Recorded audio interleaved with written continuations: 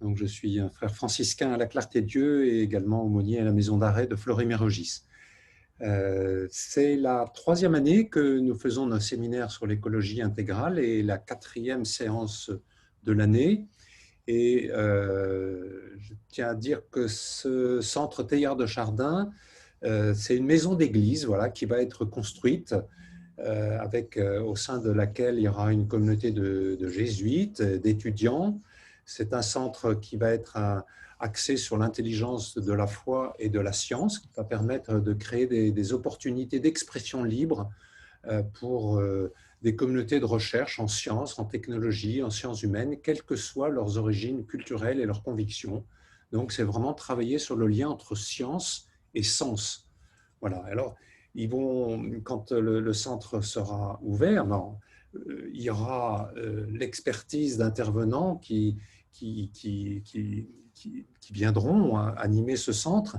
Et alors, ce qui est une première, c'est qu'il va y avoir un lien entre l'Institut catholique de Paris, le Collège des Bernardins, le Centre Sèvres, qui va permettre à tous ces acteurs de travailler ensemble, ce qui est quand même qui mérite d'être souligné, je pense. Alors, je parle aussi sous le contrôle de Philippe Budin, qui est parmi nous. Le centre Teilhard de Chardin a obtenu le permis de construire en juillet dernier, avec les mois de recours, bien évidemment, quand on dépose un permis de construire. Et actuellement, je crois qu'ils sont en train de terminer l'analyse des offres, le gros œuvre, les fondations, les structures, la terre crue, les ascenseurs, l'électricité, le chauffage.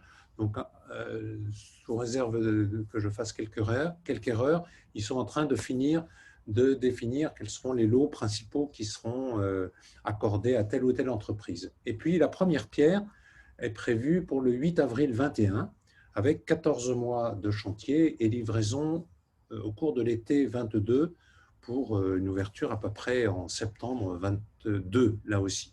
Bon, il y a toujours des retards dans les travaux, j'en sais quelque chose, parce que c'était un peu ma profession autrefois, mais je crois que c'est une bonne nouvelle pour l'Église d'offrir un espace de réflexion sur le sens, la science, avec toutes les personnes, quelles que soient leurs origines, je me répète, culturelles, et quelles que soient leurs convictions.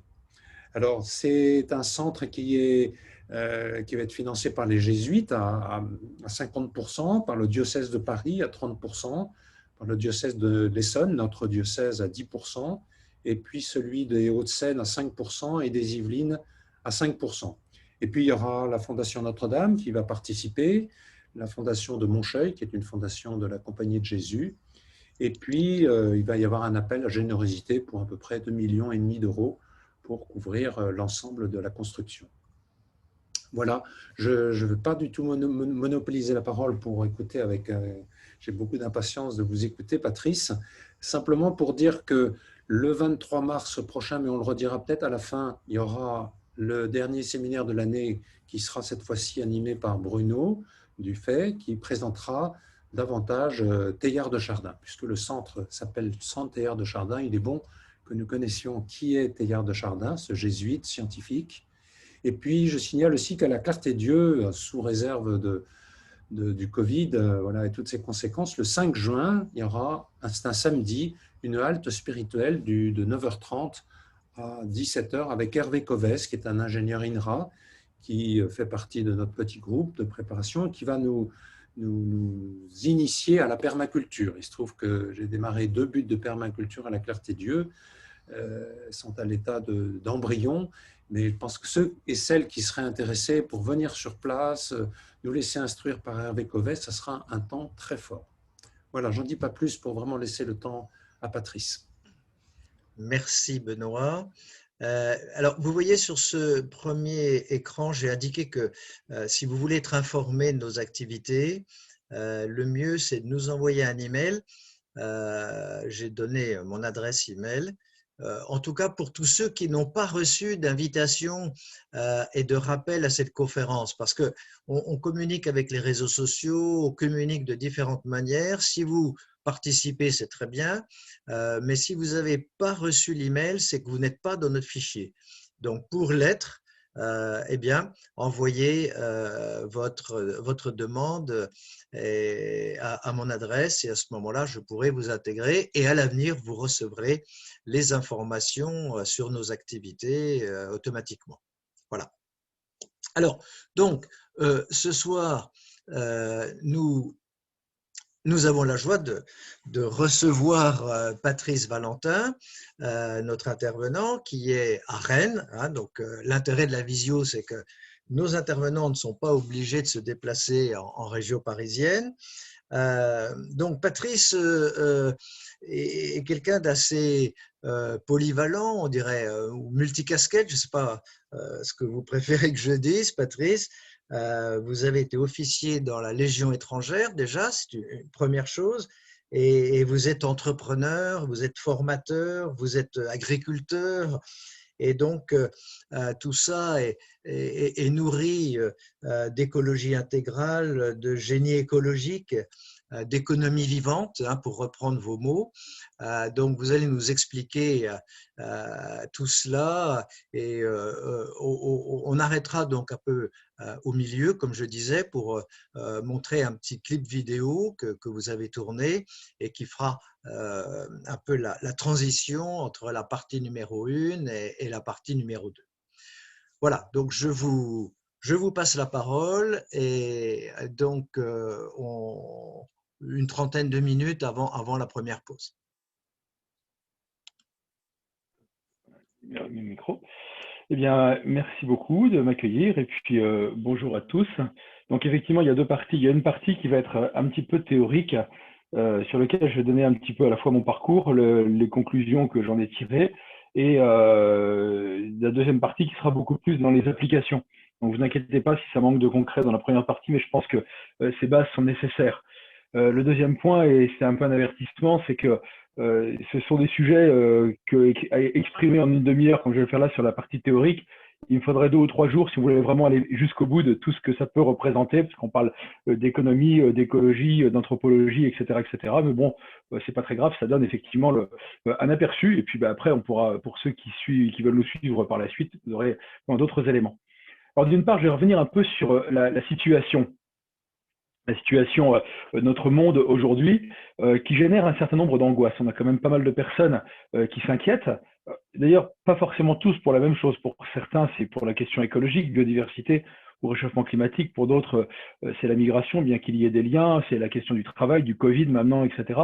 En fait, il y a une première question de savoir est-ce que c'est grave, tout ça. Nous vivons des changements majeurs dans notre société. Comme jamais, je pense, il en a existé dans l'histoire de l'humanité, en tout cas de manière aussi rapide et radicale. Même la révolution industrielle avait pris presque un siècle. Et donc, la question de la perception de la gravité, je fais beaucoup de conférences et quand je peux être en physique, je pose souvent la question de la perception aux gens avec qui j'interviens, de la gravité de la situation, et tout le monde considère qu'on est effectivement sur un point de rupture. La question de la gravité, c'est qu'en fait, il y a une menace. Il y a une menace dont le réchauffement climatique ou les bouleversements climatiques plutôt sont celles dont on parle le plus, mais il n'y a pas que ça. Et donc c'est une perception qui est quasiment universelle sur une échelle de 1 à 5, sur plusieurs centaines de personnes que j'interroge régulièrement. On est souvent à 4, 5 en termes de perception d'un danger. Donc, comme je l'ai dit, pas forcément le même pour tout le monde. Donc, c'est la question de gravité. Le deuxième point, c'est que quand on pose la question, vous pensez qu'il y a effectivement une menace.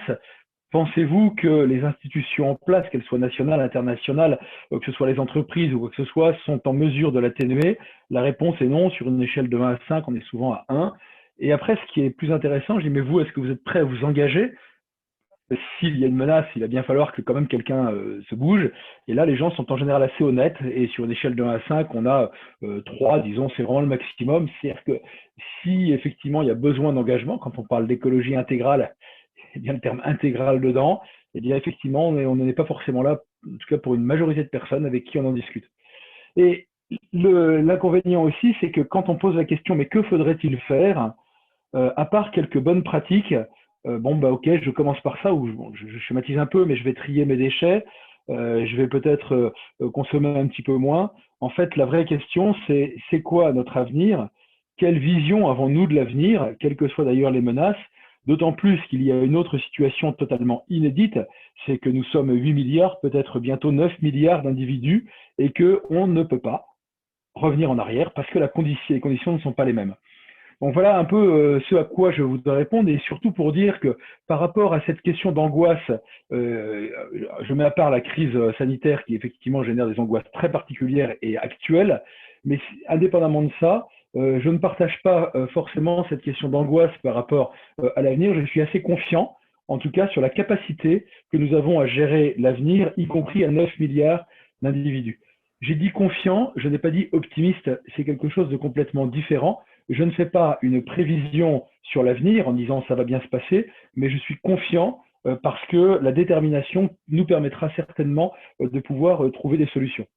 Alors pourquoi je dis ça? C'est lié certainement à mon parcours. Donc effectivement, comme Bruno le disait, j'ai une première carrière de 15 ans comme officier, avec une bonne partie dans la Légion étrangère.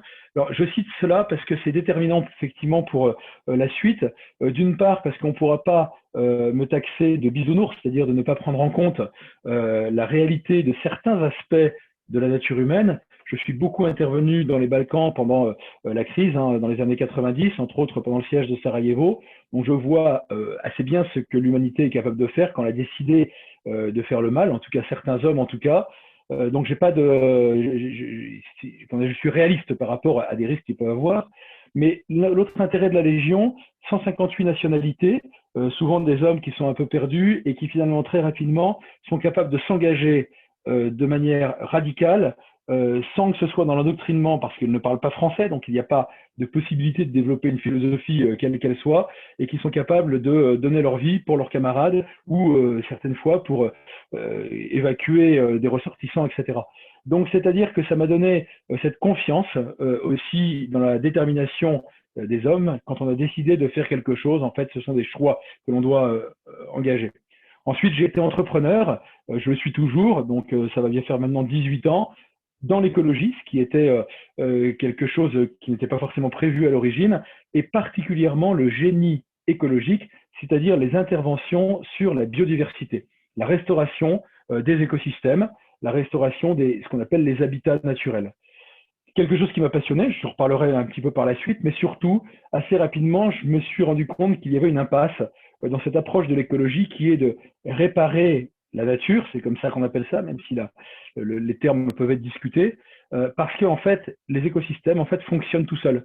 Avant que l'homme n'apparaisse de manière naturelle, en fait, les écosystèmes sont résilients, c'est comme ça qu'on les caractérise, et de ce fait, le fait de les réparer veut dire qu'il y a quelque chose qui ne va pas, et c'est pas l'homme forcément le plus efficace, il faut mieux travailler sur les causes plutôt que sur les conséquences. Et ça m'a amené au métier que je fais maintenant, qui est objectivement celui de révolutionnaire. Oui, maintenant, mon métier, c'est de préparer la révolution, mais rassurez-vous, la révolution, ce n'est ni la révolte, ni la table rase, encore moins la violence, c'est même complètement l'inverse. J'en suis arrivé à cette conclusion que si nous ne changions pas de manière radicale nos modes de pensée, nos modes de vie, nos modes de production et de consommation, et de manière quasi révolutionnaire, c'est-à-dire en changeant intégralement la relation que nous avons au vivant, en fait, on risquait d'avoir la violence, la révolte et une révolution beaucoup moins pacifique que celle que je souhaite. Alors, je ne prétends pas dans ce que je vais vous présenter aujourd'hui vous donner une vérité. En l'occurrence, je ne fais pas de philosophie. Je suis entrepreneur. Ce sont des constats. La seule chose que je revendique, c'est la cohérence. La cohérence dans le raisonnement que je vais développer. En tout cas, j'essaye et vraiment je m'y attache. Mais surtout la cohérence par rapport aux actions que nous menons.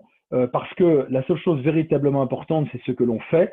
Aujourd'hui, on a trop d'idées qui circulent, des yaka, faucons, il faudrait, on devra, on verra après le Covid, le monde nouveau, etc. En fait, c'est aujourd'hui que ça se passe. Et donc, j'essaye de valider ce que l'on fait par nos actions, ce qu'on verra dans la deuxième partie. Voilà un peu sur mon parcours. Et ce que j'ai découvert, en fait, c'est des choses assez merveilleuses. En fait, c'est l'histoire de la vie. Et la vie, de manière scientifique, depuis le commencement, fonctionne sur deux principes. La diversité et la relation. C'est comme ça que fonctionnent les écosystèmes, diversité et relation. Il n'y a d'ailleurs pas de relation sans diversité. Le meilleur exemple étant la fleur et l'abeille. On a donc deux règnes différents, le règne végétal, le règne animal. L'un ne peut pas exister sans l'autre. elles sont au service les unes des autres. On retrouvera la même chose dans les racines des arbres avec les champignons, la symbiose pour fabriquer des lichens, mais en fait on a ça partout, et aussi les kilos de bactéries que nous avons dans les intestins sans lesquels nous ne pouvons pas vivre. D'ailleurs, notre corps est constitué en majorité de cellules non humaines. Donc voilà, c'est le principe de la vie, c'est ça depuis le commencement, avant même l'apparition de l'homme, et ce qui veut dire qu'aucune espèce ne se suffit à elle-même. Elle n'existe qu'en complément les unes des autres pour se servir mutuellement. Elles sont au service les unes des autres pour se compléter mutuellement. Aucune espèce ne se suffit à elle-même. Ça, c'est une réalité que j'ai observée dans mon métier. Mon entreprise, je ne l'ai pas dit, faisait une quarantaine de personnes, avec à la fois des ouvriers pour intervenir sur les écosystèmes et des ingénieurs pour réfléchir sur les travaux, donc des architectes, si vous voulez, de la nature. Et là, c'est systématique, cette question de diversité, relation. Aucune espèce ne se suffit à elle-même. Quand l'homme est apparu sur Terre, la première partie de son existence, c'est-à-dire si on compte 300 000 ans à l'apparition de l'Homo sapiens, il a vécu comme les autres espèces en bénéficiant des services produits par les écosystèmes, c'est-à-dire la chasse, la pêche, la cueillette.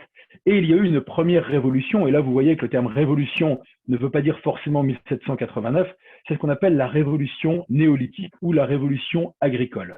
L'homme a inventé l'élevage, l'agriculture, la culture, ça s'est pas fait en 10 ans, ça a été sur pratiquement un millénaire, progressivement dans différentes régions du monde.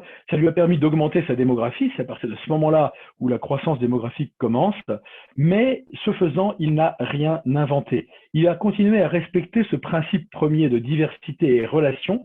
Il est rentré en co-création avec les systèmes vivants.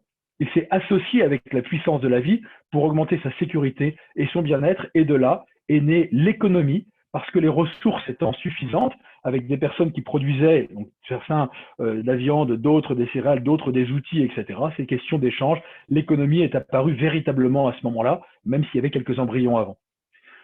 Ça a été le cas pendant très longtemps, cette question d'harmonie avec les systèmes vivants, et je ne dis pas que tout était parfait, je dis simplement que la dépendance qu'il y avait vis-à-vis du vivant, tant que nous étions dans une civilisation agricole, elle était évidente pour tout le monde, dépendant des saisons, mais aussi des aléas, et avec une certaine insécurité, les disettes jusqu'à il n'y a pas très très longtemps.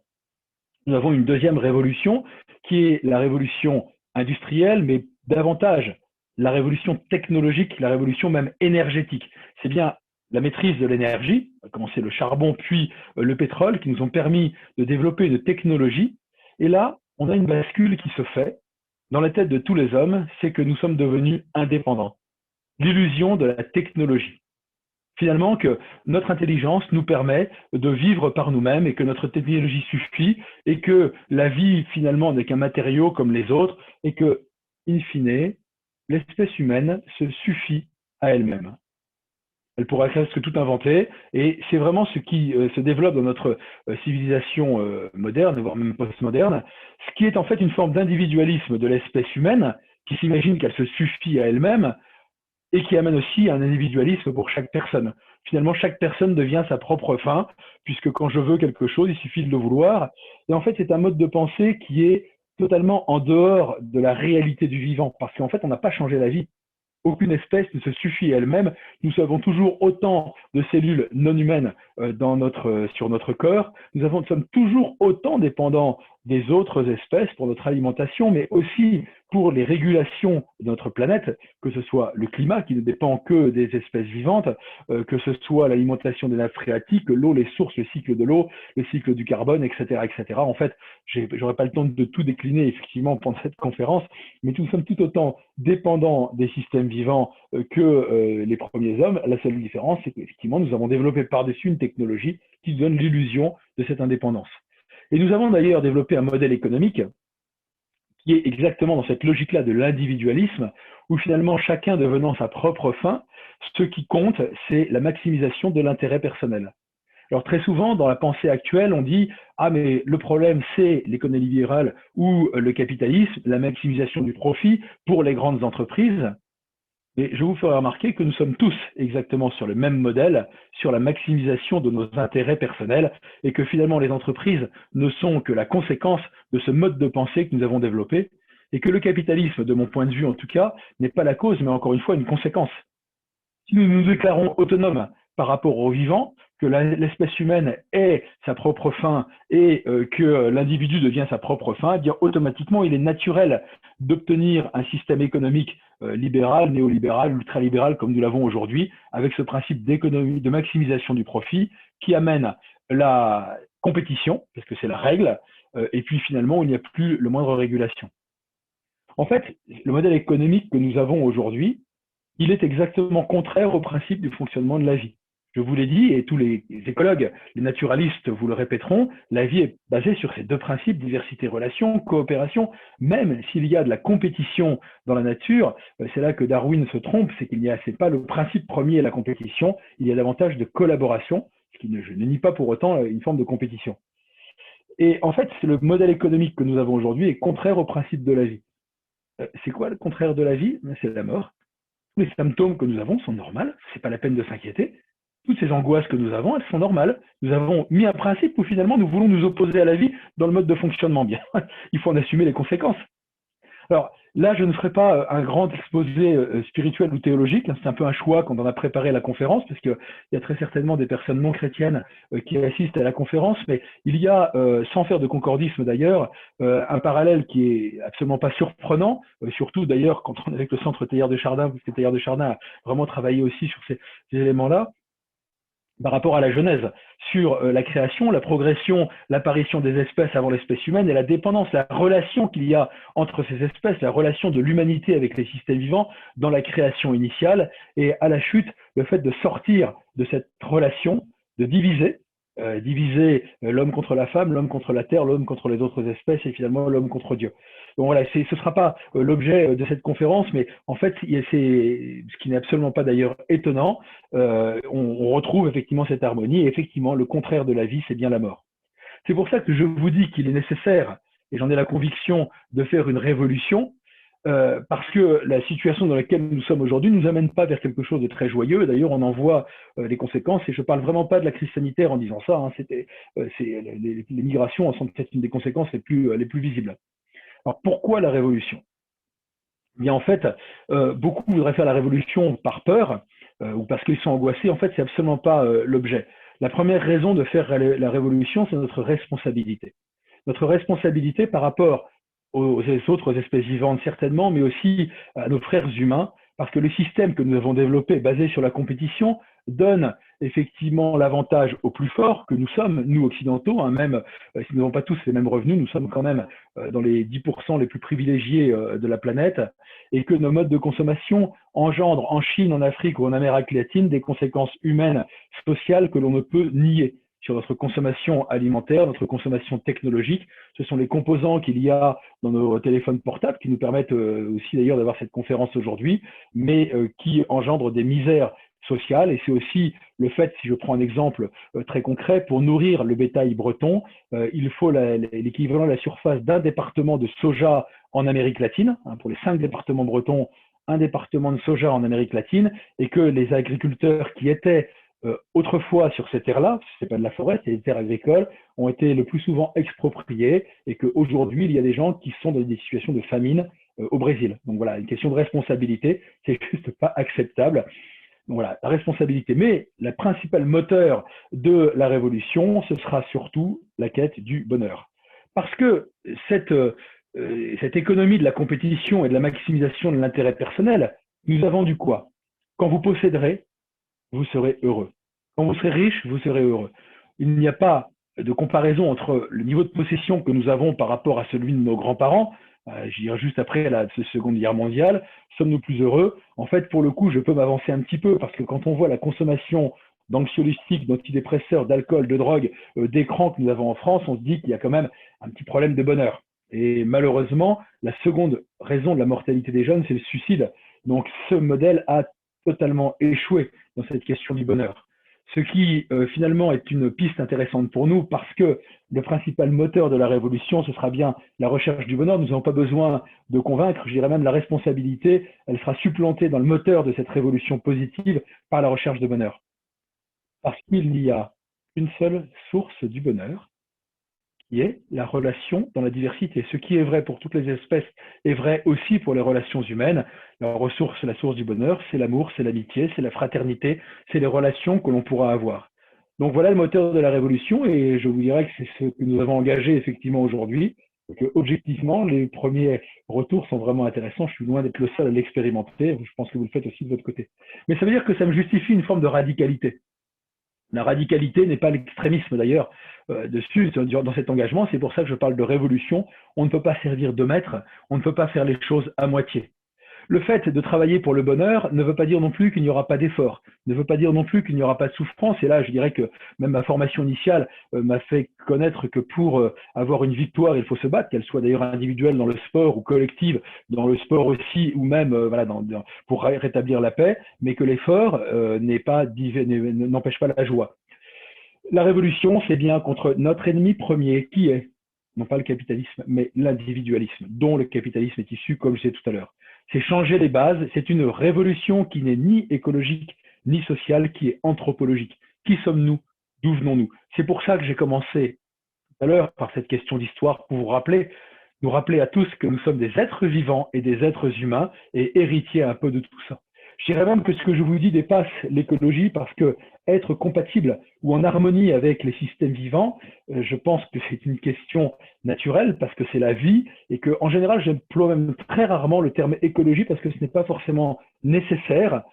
C'est un des aspects. L'écologie, d'ailleurs, étymologiquement, c'est la connaissance des systèmes vivants.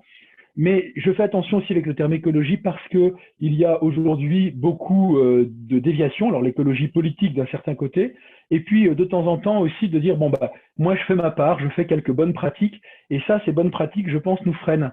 Non, si on doit faire la révolution, il faut la faire de manière résolue et de manière radicale. C'est pas parce que je le fais un petit peu que ça va changer les choses. Si c'est grave, et j'en reviens à mon introduction, si nous avons la conviction que nous avons quelque chose qui nous menace, il faut avoir un niveau d'engagement qui est à l'auteur de cette menace, et les bonnes pratiques ne sont pas adaptées. Des fois, on parle du colibri, mais pour ceux qui connaissent la fable du colibri, pour éteindre un incendie, un petit oiseau qui met une goutte d'eau et puis tous les autres animaux rigolent, et il dit « je fais ma part », mais n'oubliez pas que le colibri a fait tout ce qu'il pouvait. Et quand nous trions nos déchets, nous ne sommes pas comme le colibri, c'est pas suffisant. Cette révolution anthropologique, elle est vraiment fondamentale. Le deuxième point dans l'écologie, très souvent, on se dit je vais faire un truc dans mon coin, je vais aller dans une ferme, je vais faire un éco-village, et moi, du coup, je ne vais pas polluer, je vais moins gêner. Oui, mais que fait-on des 9 milliards d'individus? Que fait-on des 80% de populations qui sont dans les villes et qui ne pourront pas aller à la campagne du jour au lendemain parce qu'il n'y a pas forcément la place sur les terres agricoles pour les accueillir? Et donc cette question d'autonomie qui souvent ou d'autogestion qui se développe souvent dans l'écologie, un peu idéologique, je pense que c'est même contraire au principe de la vie, parce que les écosystèmes sont basés sur la diversité et la relation, que même la mondialisation existe dans les écosystèmes, certainement pas avec la même forme que nous, parce qu'elle respecte les principes de la vie, mais ça s'appelle les migrations, et c'est ce qui aussi a développé les écosystèmes sur Terre. Donc voilà, notre révolution, la première étape, c'est de penser comme des êtres vivants. Penser comme des êtres vivants, c'est retrouver notre lien avec le vivant, avoir un référentiel qui est celui de la vie. Ça veut dire qu'il faut observer la vie, vivre avec la vie. Alors, ça fait bizarre de dire vivre avec la vie, mais je en reparlerai tout à l'heure dans les exemples. La deuxième chose, c'est vivre effectivement comme des êtres vivants, donc penser comme des êtres vivants et vivre comme des êtres vivants. Et en fait, c'est revenir simplement à la maison. Revenir à la maison, c'est d'ailleurs aussi le terme révolution. Vous savez, révolution, c'est soit un changement radical, soit c'est aussi la révolution du soleil autour de la Terre autour du soleil, pardon. Et quand la Terre revient à son point de départ, elle n'est pas pareille que quand elle était là un an avant. En l'occurrence, il s'est passé des changements sur la Terre. Bien, nous, c'est pareil. On va revenir à un point de relation avec le vivant, mais il y aura des changements, entre autres technologiques, et puis dans la population mondiale. Revenir à la maison, pourquoi? Parce que en grec ancien, la maison commune, mais c'est d'ailleurs davantage le foyer, la famille, ça se dit oikos. Et oikos, ça a donné écologie, oikos, logos, qui est la connaissance de la maison commune, la connaissance du foyer, et économie, oikos, nomos, qui est la gestion de la maison commune. Vivre comme des êtres vivants, c'est agir pour le bien commun et non pas pour son intérêt particulier. Et je vous dis qu'il y a beaucoup de travail à faire dans cette société, à commencer par moi et par tout le monde, parce que nous sommes tellement éduqués à cette compétition pour l'intérêt personnel, une forme de survie qui n'a pas de sens, parce qu'on survivra ensemble et on vivra ensemble davantage. Et attention, parce que le bien commun n'a pas grand-chose à voir avec l'intérêt général qu'on veut nous développer aujourd'hui, parce que l'intérêt général ne prend pas en compte le temps, les temps longs et les générations suivantes. C'est la somme des intérêts particuliers le plus souvent. Et là, on pourra continuer à avoir cet individualisme si on est les plus nombreux, effectivement, à le faire. Donc, le bien commun engage une notion de spiritualité qu'on peut retrouver en tant que chrétien, mais sans être chrétien. Et là, on peut redécliner, je vous ai fait un petit parallèle avec la jeunesse tout à l'heure, dans ces actions-là, bien évidemment, on peut redécliner toute la puissance de l'évangile, ou d'autres penseurs comme saint François d'Assise ou comme saint Hildegarde de Bingen, qui parlent beaucoup de cette harmonie de l'humanité dans le cosmos, c'est le terme qu'elle engage, donc voilà, qui inspire beaucoup un petit peu cette pensée-là, quoi. Voilà, vivre comme des êtres vivants. Et maintenant, je vais vous dire, pour introduire la partie pratique, il faut faire très attention de bien aller dans le bon ordre. Penser comme des êtres vivants et vivre ensuite comme des êtres vivants. Or, aujourd'hui, ce que l'on veut faire, on nous vend de la technique, de la technologie, voire des changements constitutionnels, des changements politiques, sociaux, sans changer la cause. Cette cause profonde, au fond de nous-mêmes, de relations au vivant, de relations dans la diversité, si on ne change pas ça, les actions que nous pourrons mener ne seront pas très utiles. Donc ça commence par un changement personnel. D'abord par un changement personnel, individuel, qu'on peut appeler une conversion, qu'elle soit spirituelle, enfin qui est d'ailleurs spirituelle, hein, quelle que soit la spiritualité que l'on a, et qui est aussi dans le mode de pensée. Einstein disait, on ne peut pas résoudre les problèmes d'aujourd'hui avec le mode de pensée d'aujourd'hui, parce que c'est le mode de pensée d'aujourd'hui qui engendre les problèmes d'aujourd'hui. Bien, c'est exactement ça.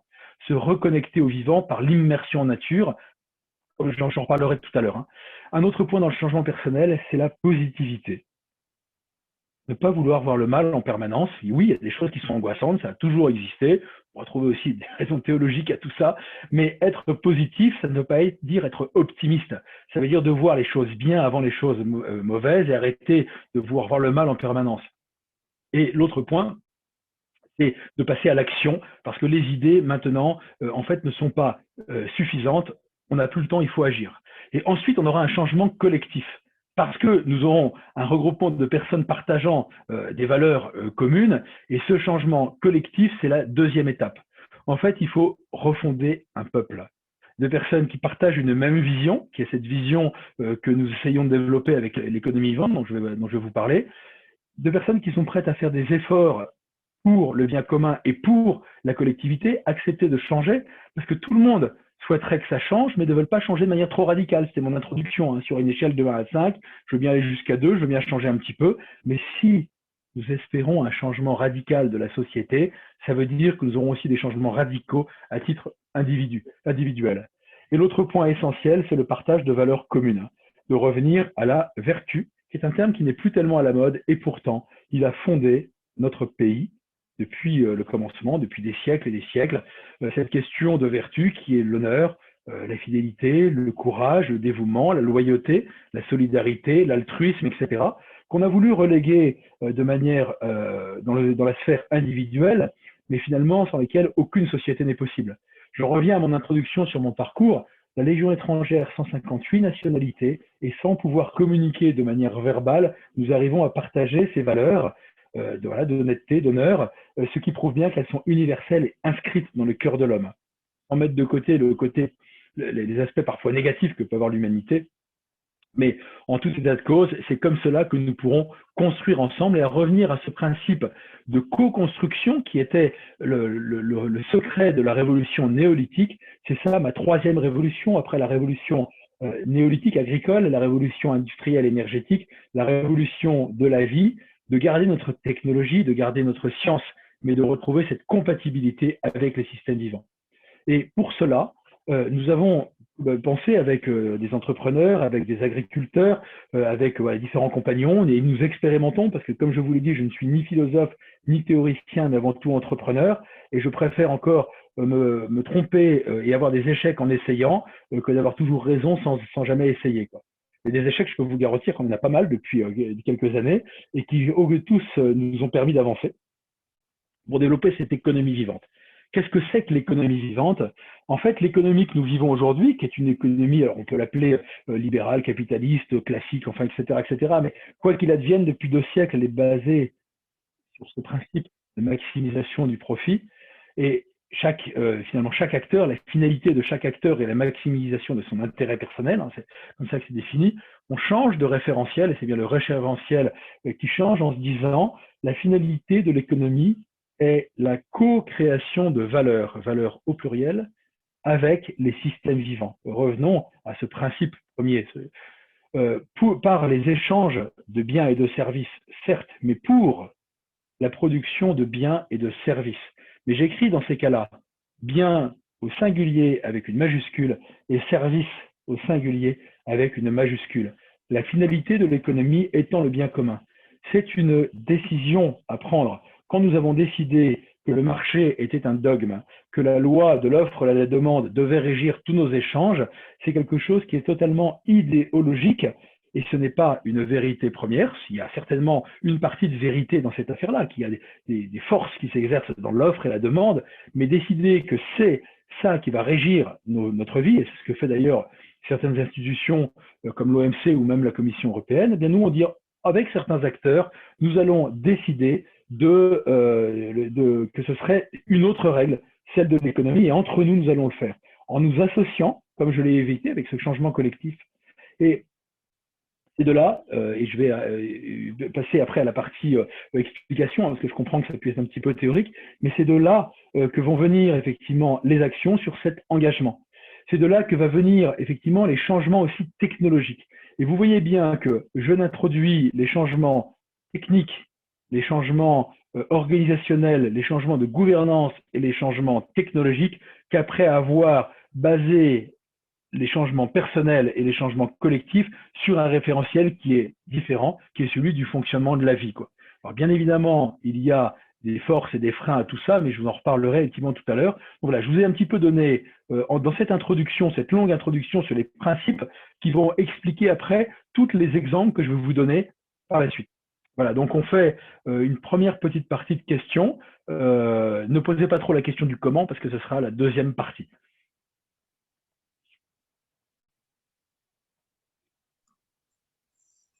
Alors, déjà, nous avons une première question qui est arrivée par l'outil de conversation. Vous la lisez, Patrice, là? Oui, oui, très bien. Pourquoi Très bien, établir un ordre de changement individuel d'abord, collectif ensuite?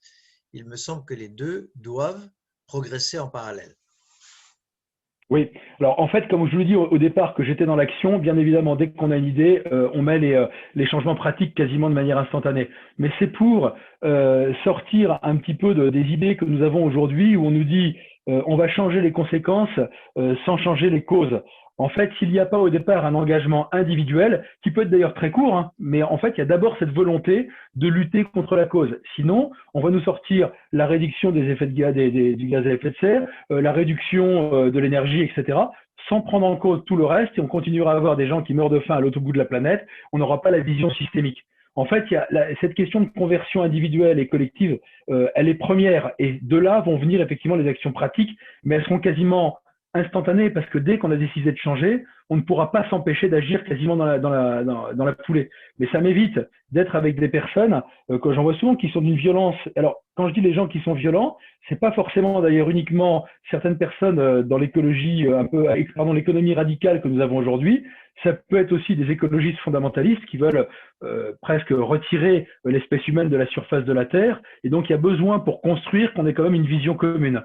Et moi, dans la ferme que je vous présenterai tout à l'heure, on leur demande, quand vous montez sur le bateau, d'être d'accord avec nos objectifs, donc d'avoir effectivement cette adhésion à une vision commune. Et donc voilà, c'est un peu comme à la Légion. Quand on s'engage à la Légion, ici c'est comme ça, vous respectez les règles, sinon vous venez pas. On n'est pas venu vous chercher d'ailleurs, hein, on n'a pas besoin de faire de recrutement, les jeunes viennent tout seuls. C'est un peu ce principe-là. Pour éviter d'avoir cette auberge espagnole où on met une espèce de beaucoup de choses dans l'écologie, où finalement c'est surtout une somme de bonnes pratiques, et on arrive avec cette aberration des panneaux solaires. Je dis pas que c'est mauvais, je dis simplement qu'on se pose pas la question du cycle de vie et des conséquences sociales que ça a aujourd'hui en République démocratique du Congo. Voilà, la vision systémique. Très bien. Alors, quid du système éducatif? Parce que, évidemment, si tous nos jeunes sont éduqués à l'opposé de ce que vous dites, on aura du mal à trouver une convergence. Oui, bien sûr, mais je vous le dirai tout à l'heure. Vous n'imaginez pas à quel point c'est rapide. Parce que contrairement à ce que l'on pense, il n'y a pas deux phases dans l'homme, une bonne, une mauvaise, et puis on aurait développé la mauvaise. Il y a un fond qui est bon, fondamentalement bon, et c'est d'ailleurs, les recherches en neurosciences arrivent à le démontrer aujourd'hui. Pour ceux qui sont chrétiens, on l'a dans la création même de l'humanité. Et en fait, on a de la boue qui est venue dessus. Donc quand on retire la boue, on a le naturel qui revient. Moi, je vous parlais tout à l'heure de mes expériences avec des jeunes. En quelques jours, on a des changements radicaux, mais véritablement radicaux, de personnes, de jeunes qui retrouvent effectivement d'abord une espérance, et en fait, c'est pas si grave que ça. D'ailleurs, de la même manière, vous savez que cette révolution un peu négative qu'il y a eu après la Deuxième Guerre mondiale a été faite par des personnes qui avaient été éduquées quand même dans le respect de beaucoup de choses, et ça les a pas empêchés effectivement de prendre des choix qui n'étaient pas forcément les bons, quoi. Donc, je reparlerai de l'éducation parce que ce sera vraiment dans ma deuxième partie, mais il faut pas trop s'inquiéter pour ça, parce que toutes les expériences que j'ai, bien au contraire, la révolution, ça va être les jeunes qui pourront la faire parce qu'ils sont prêts à bouger, quoi. Alors, la genèse de votre pensée, de quoi vous nourrissez-vous pour nous dire cela ce soir? Alors, dans un premier temps, ça a été vraiment l'immersion en nature. C'est-à-dire que, étant avec mon entreprise, j'ai commencé comme ouvrier quand j'ai quitté l'armée. C'est-à-dire, ça m'a fait un drôle d'effet parce que je commandais 250 légionnaires et je suis retrouvé à embaucher un travailleur handicapé et puis un jeune des gens du voyage, à me retrouver avec une tronçonneuse dans les écosystèmes. Là, ça a un petit changement de décor. Mais par contre, j'étais dans les tourbières, dans les zones humides, dans les rivières toute la journée. Et là, la rivière, tout ça, la vie nous parle. Cette relation très forte que Saint-Hildegarde développe énormément, ce qu'elle appelle la viriditas, la puissance de la vie. Et j'en suis arrivé en observant, mais comme l'ont fait nos anciens pendant des générations, et à voir l'aberration du système dans lequel on était. Et là, alors en tant que chrétien, j'ai été voir mon père spirituel. J'ai dit, mais attends, c'est quoi ce bazar? En fait, c'est complètement illogique. Pourquoi est-ce que l'Église ne s'engage pas? Là, j'ai un vrai problème. Et non, mais attention, que les chrétiens ne s'engagent pas, c'est une chose, mais relisons la pensée sociale chrétienne, ou qu'on appelle la doctrine sociale de l'Église. En fait, tout y est. Et moi, cette idée de révolution, elle était venue de manière, d'une part, je dirais, viscérale, dans la vie, dans les systèmes vivants, après intellectuelle, par mon métier, travaillant avec les agriculteurs, etc. Ensuite spirituel, par cette approche-là. Et celui qui m'a converti à la révolution, ce n'est pas le pape François, c'est le pape Benoît XVI.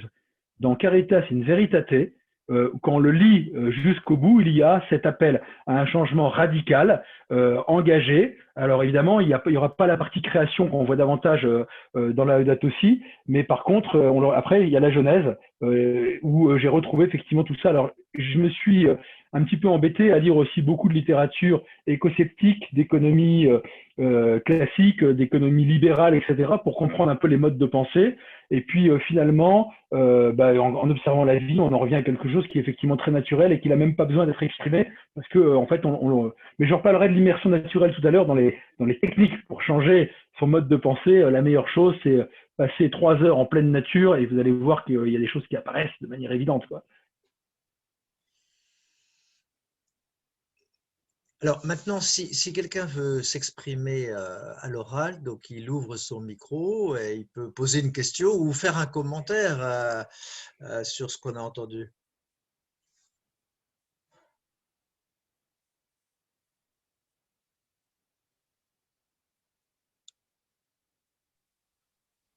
Bonjour. Allô, vous m'entendez? Oui, bonjour. Oui, on entend. Voilà, moi je suis allée. Est-ce que vous connaissez Zaché comme association? Zaché de l'Emmanuel? Oui. Le parcours Zaché, oui. Oui, tout à fait. Ouais. Oui, et il y a 2 ans, ils ont fait une conférence un peu sur le même thème. Et alors, il y a eu des intervenants. Oui, alors c'était exactement sur le même thème parce que j'étais intervenant. Ah d'accord. Ah bonjour alors, parce que j'y étais il y a 2 ans. Voilà, et j'étais celui qui a commencé en chantant en tenue de marin et qui a joué le corsaire sur la scène, quoi. Ah oui, d'accord, je me souviens. Oui, d'accord. Alors, si vous voulez revoir cette conférence, qui est un petit peu plus haute en couleur, mais c'est à peu près le même thème, vous tapez Valentin, donc V-L-A-N-T-I-N, Zaché, et vous reverrez cette conférence avec d'autres intervenants, dont Pierre-Yves Gomez, oui, dont ça, Le Gall, qui est un bénédictin de Saint-Vendry, etc. Ouais, tout à fait. Oui, c'est ça, il est venu le dernier jour d'ailleurs, le moine. Oui. D'accord. Ah, d'accord. Merci. Bon, voilà. Comme quoi, vous voyez, je me suis dit, il me semble qu'il doit y avoir un lien. Bon, Vous avez bien écouté, c'est bien. Alors, moi, j'ai une question, Patrice, qui, disons, est peut-être un peu pour vous embarrasser. Hein. C'est en fait que on a l'impression quand même que toute votre approche nécessite la croyance en une spiritualité. Je dis une parce que c'est la spiritualité chrétienne qui vous a nourri le plus, mais on sent bien que d'autres sont possibles dans la démarche que vous dites, mais on sent à quel point la spiritualité est absolument indispensable pour que votre logique fonctionne jusqu'au bout. Or, on a un mouvement, en tout cas dans les pays occidentaux, pas partout dans le monde, hein, mais en tout cas dans les pays occidentaux, qui est plutôt à l'inverse et qui va plutôt chercher à diminuer ou à étouffer la spiritualité parce que le matérialisme, parce que pour des tas de raisons, la sécularisation, enfin, etc., etc. Et donc, comment vous envisagez cette force contraire si importante qui pourrait venir contredire ou empêcher votre système d'avancer? Il est évident que c'est un adversaire de taille. Il est évident aussi que, bien évidemment, la spiritualité est première. Alors, bon, vous avez compris que j'étais chrétien, mais je fais très attention dans tout ce que je fais à ce que ce soit universel, parce que cette vérité est inscrite dans le cœur de l'homme. Et j'ai pu l'expérimenter à la Légion étrangère, comme je l'évoquais, un bouddhiste, athée, etc. Donc, et ça fonctionne. Et à la Légion, il y a une spiritualité. Alors, ceux qui sont antimilitaristes, je suis désolé, parce que ça peut vous choquer si je parle de choses militaires, et je parle bien là vraiment de la partie humaine. Hein, c'est du partage d'hommes qui vivent ensemble et qui sont capables de se donner les uns aux autres. Oui, mon principal adversaire est effectivement le matérialisme, en l'occurrence parce que je pense que c'est la conséquence de l'individualisme. Mais c'est aussi comme ça qu'on nous tient dans la compétition et dans l'intérêt premier, parce que dès qu'on parle de spiritualité, on va pouvoir parler de bien commun. Et c'est pour ça que je dis que finalement l'intérêt général ne parle pas de spiritualité, alors que dès qu'on parle de bien commun, on parle de spiritualité. En étant dans la nature, alors dans les systèmes vivants, très rapidement, et je le dis à mes jeunes, et certains de mes jeunes ont vraiment des parcours vraiment très très douloureux. Il y en a qui n'ont pas de soucis, et d'autres qui ont des parcours très douloureux, et ça va très vite parce que la spiritualité, nous l'avons. Alors, je me base d'ailleurs, pour avoir fait des recherches scientifiques, sur un psychothérapeute qui s'appelle Viktor Frankl et qui a développé ce qu'on appelle la logothérapie, qui d'ailleurs maintenant est presque généralisée dans beaucoup d'approches. C'est la recherche du sens. Et il parle de spiritualité. Il était, lui, juif, hein, de religion. Il a fait 3 ans dans les camps de concentration, donc c'est un survivant au sens propre du terme, et explique très bien que c'est la recherche de sens qui motive l'homme, y compris dans les choses les plus difficiles. Donc oui, c'est un adversaire et il n'y a pas d'avenir de l'homme sans spiritualité. D'ailleurs, dans les caractéristiques de notre époque, c'est la première fois depuis le début de l'histoire de l'humanité que nous n'avons pas de spiritualité. Ça n'a jamais existé. Et alors, certains pourront dire que c'est de l'obscurantisme. Cependant, nos camarades du Grand Orient de France, qui est quand même plutôt athée, parlent de spiritualité. Donc on l'a aussi chez les Rose-Croix, qui sont plutôt aussi, pas forcément déjà dans la philosophie chrétienne, hein, c'est moins qu'on puisse dire. Donc le terme de spiritualité n'est pas religieux. Alors je ne dévends pas toutes les spiritualités en disant ça. Attention, hein, je ne fais pas de syncrétisme, etc. Mais je dis simplement, quand on est honnête dans une recherche de spiritualité, enfin une recherche personnelle, on tombera dessus. Alors un autre point. Pour éviter justement les écueils, dans les principes d'Utopia, je pourrais pas, enfin, Utopia, excusez-moi, c'est le nom du mouvement global que nous avons, de l'association qui porte tout ça. On a mis comme principe premier le respect de la dignité de la personne humaine et le respect du vivant, de manière à ce qu'aucune forme de spiritualité ne puisse rentrer contre ça. Je vous parlais tout à l'heure d'avoir une vision commune. Si quelqu'un nous dit « je suis antispéciste et je viens travailler avec vous parce qu'il y a 80% de ce que vous dites qui me convient », je dis « non camarade, tu ne montes pas à bord ». Respect de la dignité de la personne humaine en premier. Ensuite, il y a les valeurs. Pour éviter que les valeurs, là, on a vu quand même des valeurs, tout le monde en a, mais il y en a certaines qui s'arrêtent au niveau de la dignité de la personne humaine. Parce que j'ai vu, quand j'étais en Bosnie, hein, des soldats qui avaient des valeurs, mais pas pour tout le monde, quoi, d'une certaine manière. Donc voilà, la spiritualité, c'est effectivement essentiel, mais par contre, je fais très attention, pas à titre personnel, puisque j'ai ma propre vie spirituelle chrétienne, mais à ce que ce soit universel.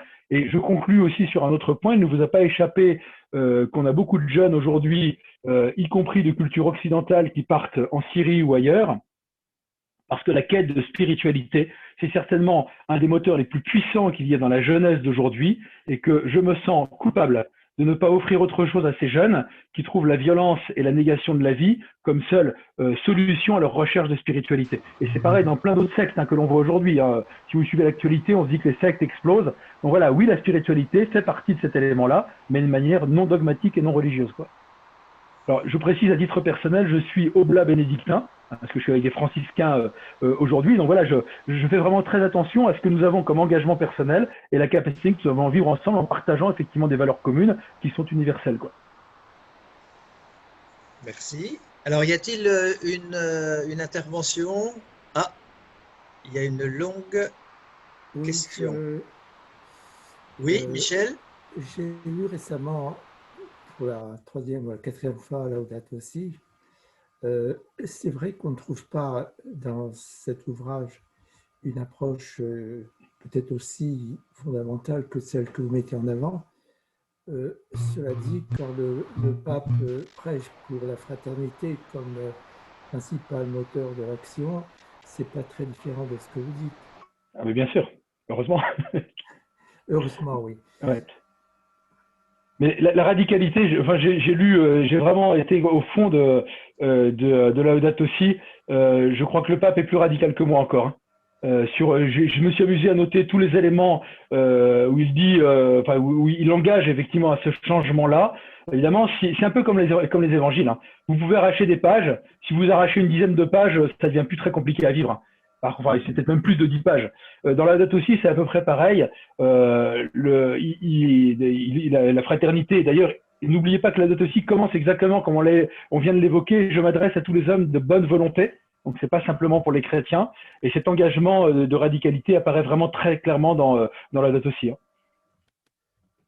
Pour la mise en pratique, le pape s'est efforcé d'analyser les choses un petit peu dans le détail. Quand il parle de paradigme technocratique, c'est quelque chose qui devrait nous guider aussi.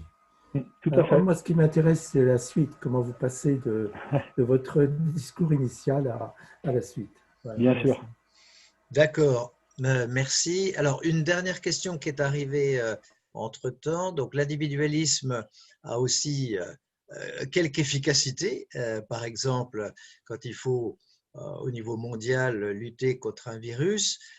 Donc, je pense qu'il y a dans votre approche, comment vous réconciliez avec le progrès technique en général et le progrès technique qui souvent a besoin d'une certaine émulation entre les personnes ou entre les pays ou entre les entreprises? Je l'ai évoqué en introduction, je n'ai pas dit qu'il n'y avait pas de compétition dans les systèmes vivants. Il est évident qu'il y en a une entre les différentes espèces, hein, n'importe quel écologue vous le dira, mais simplement, ce n'est pas le principe premier.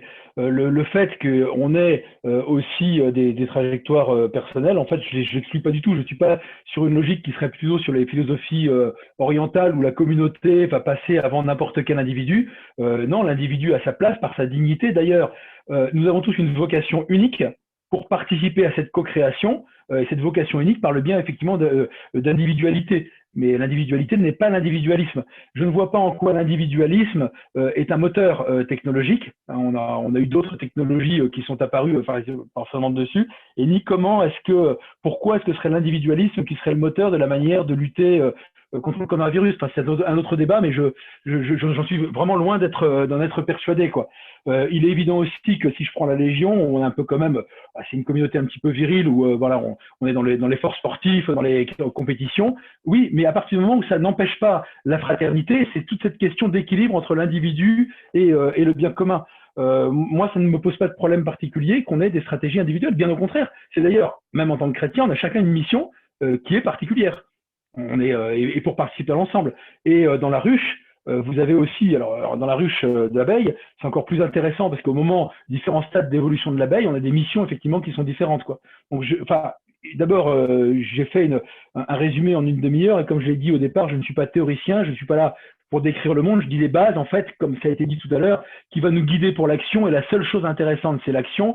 Vous savez qu'on reconnaît l'arbre à ses fruits et finalement, c'est les fruits qui nous permettent de juger si ce mode de pensée effectivement était valable, quoi. Très bien. Et donc, la dernière question, pour mieux comprendre le lien que vous faites entre matérialisme et individualisme.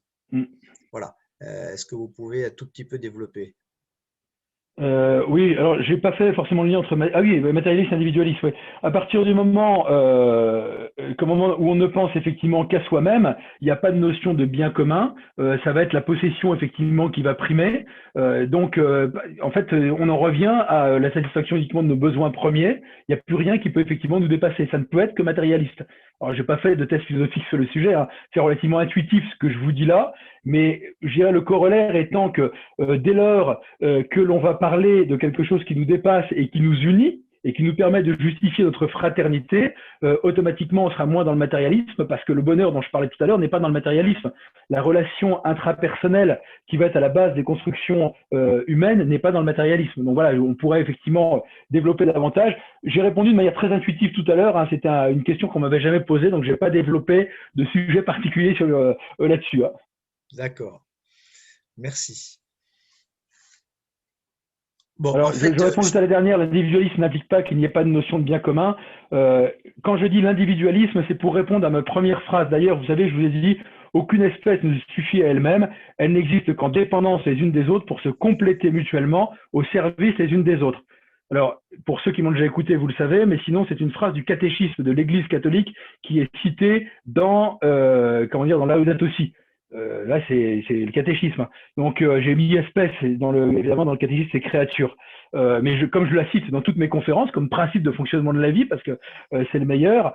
Et quand je parle d'individualisme, c'est bien qu'on en revient à soi-même, ce qui ne veut pas dire que c'est l'individualité. L'indépendance n'est pas l'individualisme, c'est pas la même chose. Mais encore une fois, ce serait un sujet qui est plus théorique, donc on pourra en reparler à un autre moment pour ceux qui le souhaitent, quoi. Voilà. Je précise qu'on a eu une conférence sur ce sujet de l'individualisme le 20 octobre, donc vous pouvez la retrouver sur notre chaîne YouTube. Et en fait, Patrice, ce qui est très intéressant, c'est qu'effectivement, derrière le mot individualisme, on a différentes notions qui vont de l'égoïsme jusqu'à la recherche d'individualité. Et donc, selon qu'on emploie le mot d'une manière ou d'une autre, on peut vous suivre ou moins vous suivre. Voilà, c'est ça qui fait le truc. Donc, pour ceux qui sont intéressés par le sujet de l'individualisme, et en particulier des liaisons avec l'écologie et des dangers que individualisme et écologie peuvent conduire en termes de problèmes démocratiques, donc je vous renvoie à la conférence du 20 octobre. Voilà. Ouais. Alors, moi, la traduction du mot individualiste, pour que ce soit clair, quand je le dis, ça veut dire je pense à ma personne avant de penser aux autres, avant de penser au bien commun. Voilà, c'est ce que ça veut dire pour moi, quoi. Voilà, je pense que c'est très clair comme ça. Ok, autre intervention où nous passons donc au petit clip vidéo. Donc, c'est un clip qui a été tourné par Patrice et qui fait un peu la transition entre les deux parties.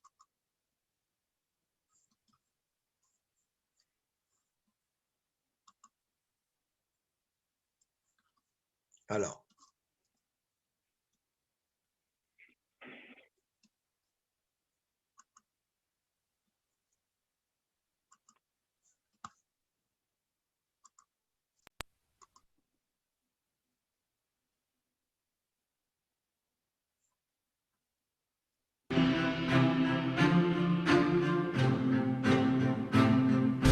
Irvine, c'est un projet global qui a pour vocation de construire l'avenir. Aujourd'hui, il y a beaucoup de personnes qui décrivent l'avenir, et nous ne voulons pas le décrire, mais l'écrire.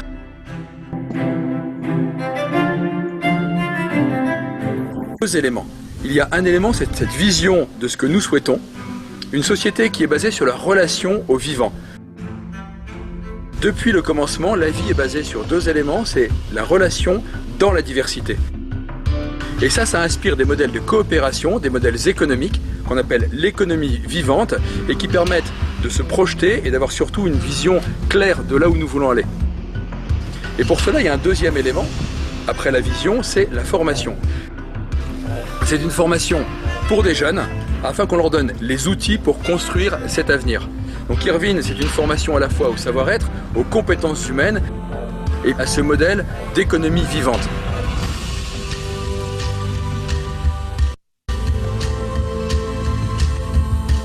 Un des objectifs de l'économie vivante, c'est concrètement la résilience alimentaire du territoire.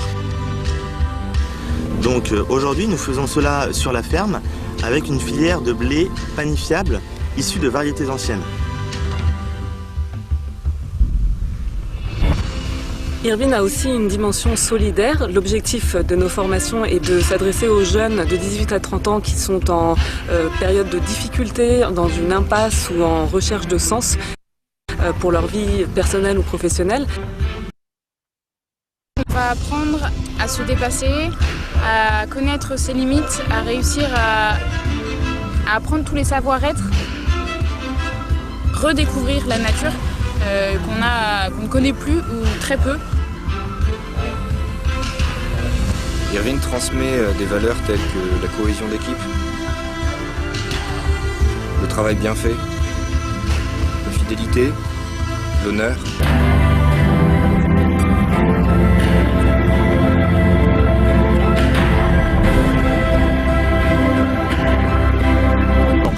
C'est basé avant tout sur l'action. On fait avant de dire. C'est basé sur la confiance, les valeurs humaines.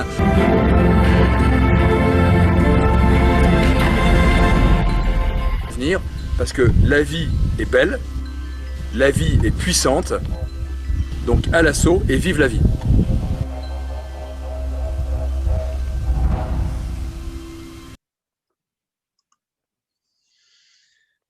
Voilà.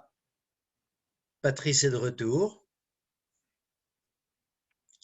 Ok, bon, là, c'est un petit peu coupé à certains moments, mais sur YouTube, vous pouvez retrouver effectivement cette vidéo qui vous présente notre ferme hein, qui est à Rennes, enfin au nord de Rennes, à 20 km au nord de Rennes, voilà, qui est à Moisé, quoi.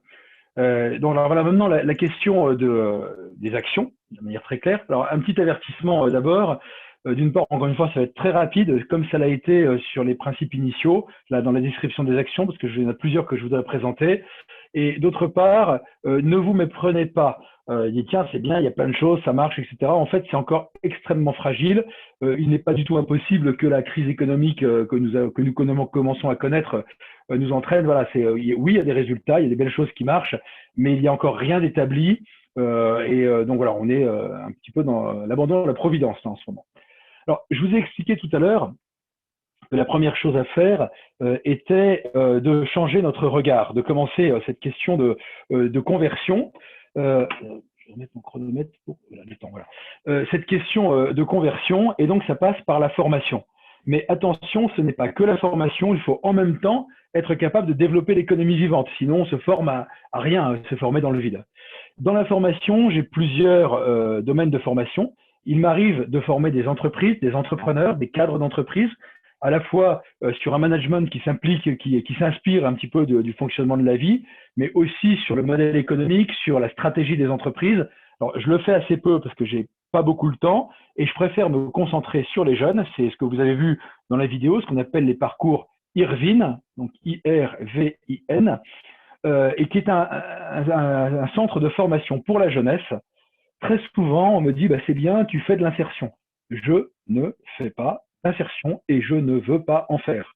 Bien sûr que j'ai des jeunes qui sont anciens détenus, certains délinquants, certains toxicomanes, et puis voilà. Puis j'ai aussi des jeunes qui sont ingénieurs centraliens, agro, qui sont chefs scouts. Il y a une jeune fille dans la vidéo qui est une cheftaine qui fait un BTS, qui n'a pas de problème d'équilibre.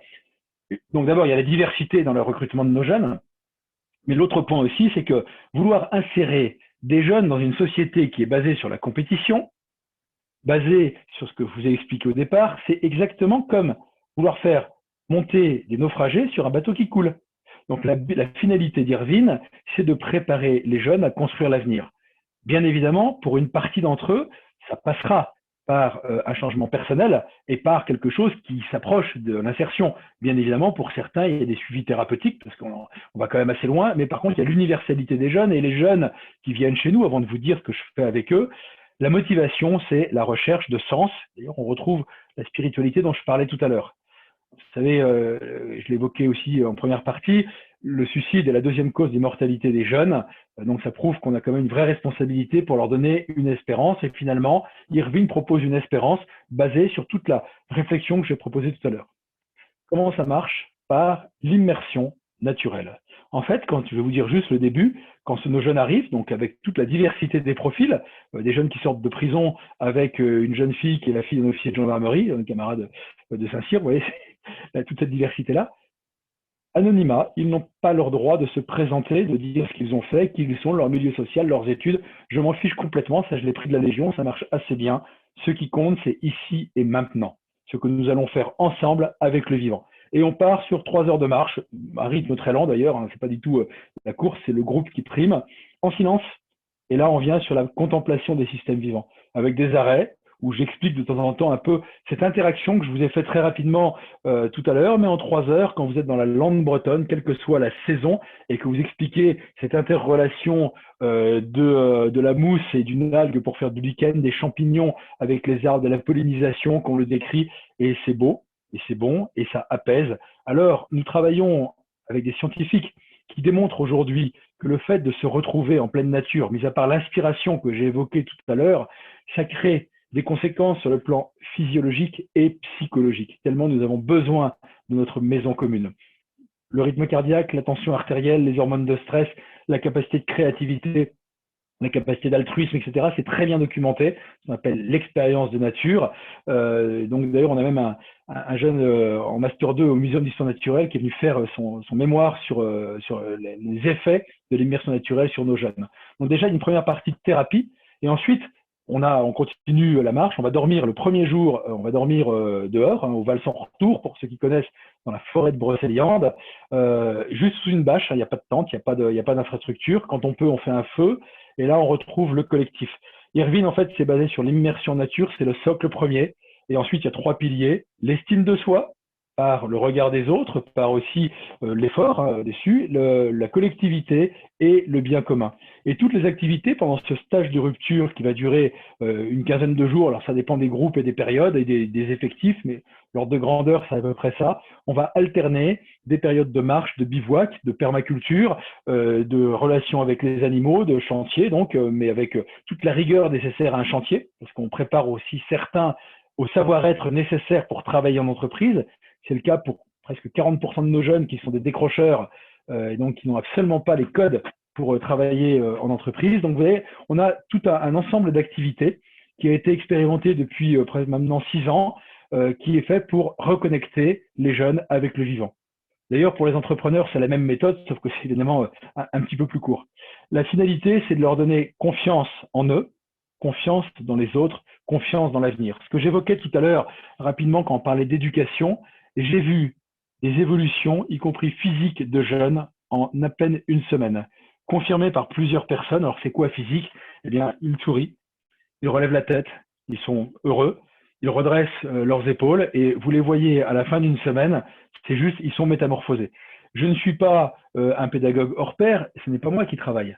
C'est la puissance de la vie, la viriditas, hein, comme dit Saint-Hildegarde de Bingen. Encore une fois, je me suis inspiré de beaucoup d'autres expériences. Ça fonctionne. Et la finalité après, pour certains d'entre eux, ça va être poursuivi, ce qu'on voit d'ailleurs sur la ferme, c'est de poursuivre ce qu'on appelle la période opérationnelle, qui est de les amener à l'autonomie, à la liberté, qui passe par l'emploi, mais la finalité, c'est bien la liberté, en tant qu'adulte responsable, capable de respecter des valeurs.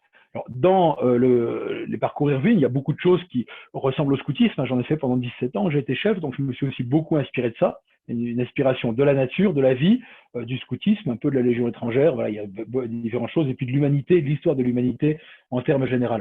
Mais je vous assure, je vous garantis que je ne suis pas inquiet sur la capacité des jeunes à pouvoir se remobiliser, à changer, et à être dans l'altruisme. Les expériences les plus fortes étaient il y a quelques mois. Donc ce jeune dont je vous parle, qui est arrivé avec complètement désabusé, avec un langage un petit peu de racaille des banlieues, d'ailleurs, qui voulait jouer ça, il ne savait pas trop pourquoi il était là. Il s'est retrouvé avec des vrais caïds, d'ailleurs, des jeunes qui sortaient de tôle, qui l'ont vite calmé, il a trouvé un peu ses maîtres.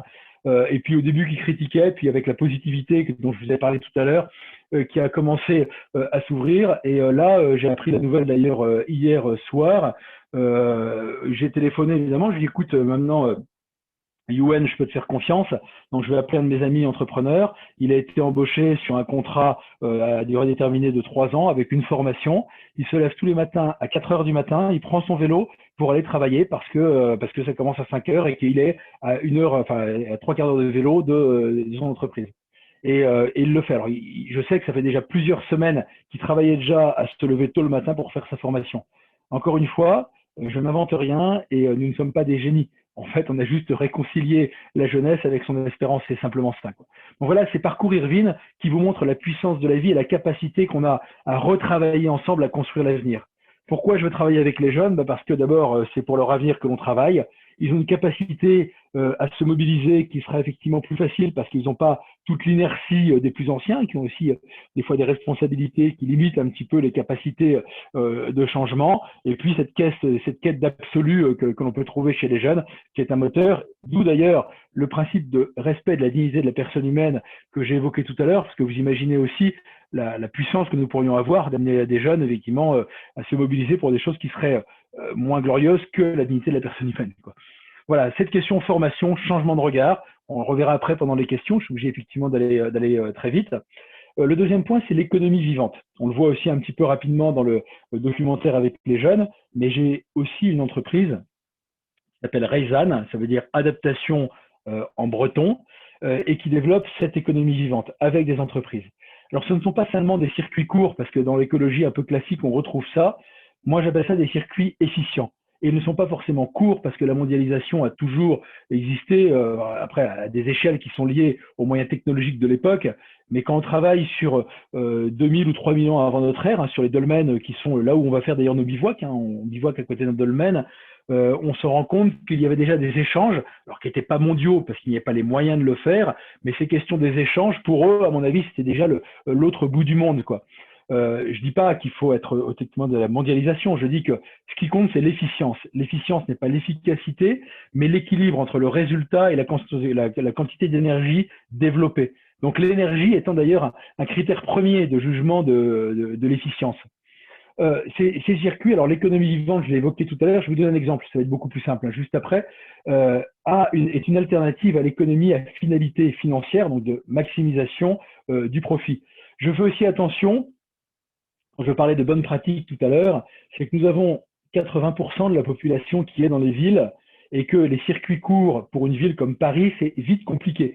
Évidemment, je ne dis pas qu'il faut aller chercher à l'autre bout du monde, mais déjà dans la Rome antique, il y avait des circuits d'approvisionnement de Rome qui étaient très longs et ça a toujours été le cas pour les grands centres urbains. Donc voilà, faut ne pas revenir dans cette illusion qu'on pourrait, j'ai vu ça dans certains ouvrages, 30 km autour d'une ville, être capable de la nourrir, ça n'a jamais existé, hein. La Beauce nourrissait Paris, mais bien au-delà de la Beauce, on avait des approvisionnements.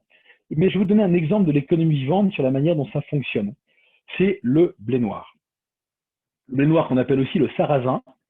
Je vous dis bien que la mondialisation ne date pas d'aujourd'hui parce que cette plante ne vient pas de Bretagne à l'origine, même si c'était une plante, c'est toujours d'ailleurs une plante emblématique de Bretagne. Ce n'est pas une céréale, c'est une polygonacée de la même famille que l'oseille ou que le rumex. Ça fait des fleurs, en l'occurrence, on l'a appelé blé noir parce que ça a sauvé la Bretagne de la famine, ça a couvert la moitié de la surface de la Bretagne autrefois, et c'était donc le pain noir, le pain des pauvres, mais en tout cas, ça évitait la disette. Aujourd'hui, pour manger nos excellentes galettes de blé noir que je vous conseille, nous avons 70% du blé noir qui est importé. Chine, Pologne, Ukraine, Lituanie et même Canada. 70%, là, ça calme un petit peu hein, quand on entend ça. Et quand on demande, alors j'avais un ami qui était directeur général d'une usine de galettes, dont le métier était de fabriquer des galettes de sarrasin, et qui disait en fait c'est pas possible, on n'y arrive pas. J'ai essayé, pourtant tous mes voisins sont agriculteurs, je suis dans une commune rurale du côté de Dinan, à Pleudihen-sur-Rance, mais ça ne fonctionne pas. Parce que ce n'est pas rentable. En fait, le prix sur le marché du blé noir ne couvre pas les coûts de production, donc ce n'est pas possible. Quand moi, on me dit que quelque chose est impossible, bon, d'abord, ça m'amuse, c'est un challenge d'une certaine manière. Là, je retrouve les forces adverses que vous avez évoquées tout à l'heure, hein, en étant, là, il faut être raisonnable, matérialiste, cohérent, etc., etc. On dit, bah, écoute, on va le faire, et puis quand on l'aura fait, on verra si c'est possible ou pas. Parce que techniquement, on savait que c'était possible. Leurs grands-parents, tous nos agriculteurs, l'avaient déjà fait. Donc la première année, on a fait 40 hectares, on avait 10 agriculteurs qui avaient chacun 4 hectares, ce qui n'est pas beaucoup de risques. L'année suivante, on a fait 160 hectares. La troisième année, on a fait 250 hectares. Nos amis agriculteurs n'en sont pas idiots. Si ce n'était pas rentable, ils n'auraient pas continué. Alors après, on a commencé à voir des forces d'opposition. Je peux en reparler un petit peu tout à l'heure, parce qu'effectivement, il y a une opposition qui a été assez forte en face, ce qui fait que c'est un peu ralenti en ce moment, mais ce n'est pas mort, hein, en tout cas, loin de là. Alors, ce qui est intéressant, c'est que l'agriculteur était content, parce qu'il gagnait peut-être moins qu'avec le blé. Effectivement, le blé, c'est 80 quintaux à l'hectare, alors que le blé noir, c'est du 20 quintaux. Maintenant, c'est pas le même prix non plus. On le vend effectivement plus cher, mais surtout, il n'y a pas d'intrants. Il n'y a pas de produits phytosanitaires, il n'y a pas de glyphosate par exemple, parce que ça pousse suffisamment haut pour qu'on n'ait pas besoin de tout ça. Il n'y a pas de besoin d'engrais. Donc voilà, c'est quand même assez intéressant pour l'agriculteur qui, au-delà de son capacité à couvrir ses charges, avait un regard positif de ses voisins, de ses enfants aussi, parce qu'évidemment, il n'abîmait pas les sols, et puis c'est une culture ancestrale, et vous savez que la reconnaissance financière n'est pas la seule, que beaucoup de personnes, et la jeunesse aujourd'hui en particulier, préfèrent gagner un peu moins pour avoir un travail qui a du sens, et en retrouver effectivement tout ça, quoi. Donc l'agriculteur était content, il couvrait ses charges. On lui avait sécurisé son marché, parce qu'en fait, ce que l'on avait fait, c'est que dès le départ, on avait mis autour de la table l'entrepreneur qui s'engageait à un prix qui n'était pas un prix de marché, mais à un prix juste correspondant au coût de production, et c'est bien pour ça que ça couvrait les charges, quelles que soient les fluctuations du marché, qui lui permettait aussi de vendre ses galettes derrière. Pareil avec le meunier, le transporteur, le séchoir. En fait, on avait tout négocié entre nous d'une certaine manière, comme ça se passait dans les campagnes autrefois, pour un certain nombre de biens. On ne pouvait pas avoir trop de spéculation, même si la spéculation existait depuis très très longtemps. Hein, mais en tout cas, pas forcément à ce niveau local. Alors donc, il avait un prix qui était assuré, donc une certaine sécurité, ce qui n'est pas le cas de beaucoup d'agriculteurs aujourd'hui. Ensuite, l'industriel était content parce que lui, il sécurisait ses approvisionnements, indépendamment des fluctuations du cours. Il était certain, alors pas pour tout son approvisionnement, mais pour une partie. Et puis pareil, la fierté de travailler avec ses amis d'école, parce que c'était vraiment ça, hein, dans le même village.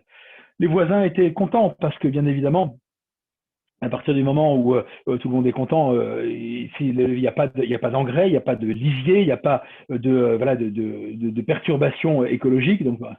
Le maire est content, les touristes sont contents parce que les champs de blé noir, en juillet-août, surtout en juillet, ça fait des fleurs, c'est très joli, c'est blanc, ça ondule.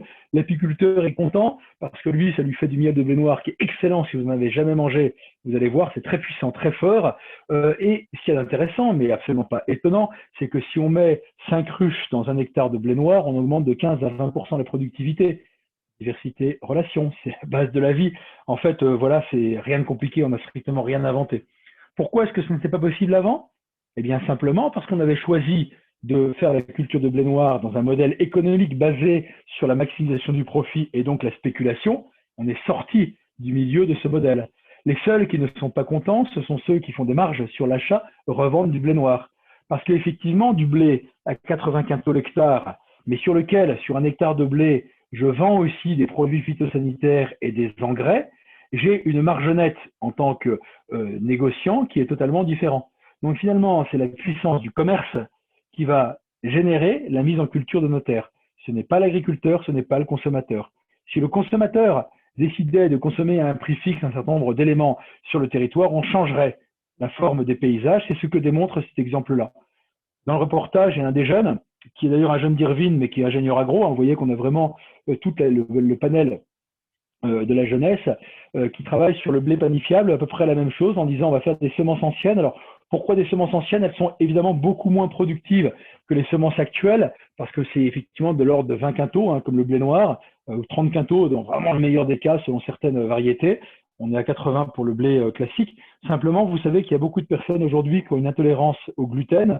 Et bien en fait, c'est parce qu'on a tellement fait évoluer, indépendamment de toute forme d'OGM d'ailleurs, hein, les variétés pour des questions industrielles, hein, parce que le gluten, c'est pour la force forestière, la force boulangère, excusez-moi, la force boulangère dans les processus de transformation, et que notre organisme a du mal à digérer cette colle, parce que le gluten, c'est une colle dessus. Donc en revenant sur du pain qui se conservera plus longtemps, donc vous voyez, qui aura moins d'effets négatifs sur la santé, demandez aux consommateurs, mais est-ce que vous êtes prêts aussi peut-être à payer un peu plus cher? Il y a toute cette négociation que nous sommes en train de faire et de développer des circuits qui là seront locaux effectivement. Hein. J'ai dit tout à l'heure qu'ils n'étaient pas tous locaux, mais là ils le seront. Et Rezan travaille aussi avec des entreprises sur le territoire. Voilà, l'aboutissement, en fait, c'est de se dire, je prends mon village, je prends un rayon de 7 km et ça me fait 150 km². 150 km², chez moi, ça fait 17 communes, 50 000 habitants. Nous avons commencé, là, tout juste, là, depuis quelques mois, à essayer de contacter des entrepreneurs, des agriculteurs et des consommateurs, des citoyens, même pas pour les convaincre, en fait, pour identifier ceux qui sont déjà convaincus, pour gagner du temps, pour trouver une forme de masse critique révolutionnaire, de personnes qui d'ailleurs sont prêtes à monter dans la barque avec les conditions que j'ai évoquées tout à l'heure, hein, les respect de la dignité de la personne humaine, des valeurs, de l'honnêteté, de l'honneur, etc. Sinon, voilà, vous allez dans l'autre jeu, hein, celui de la compétition, mais c'est pas chez nous. Chez nous, sur ce terrain-là, voilà les règles.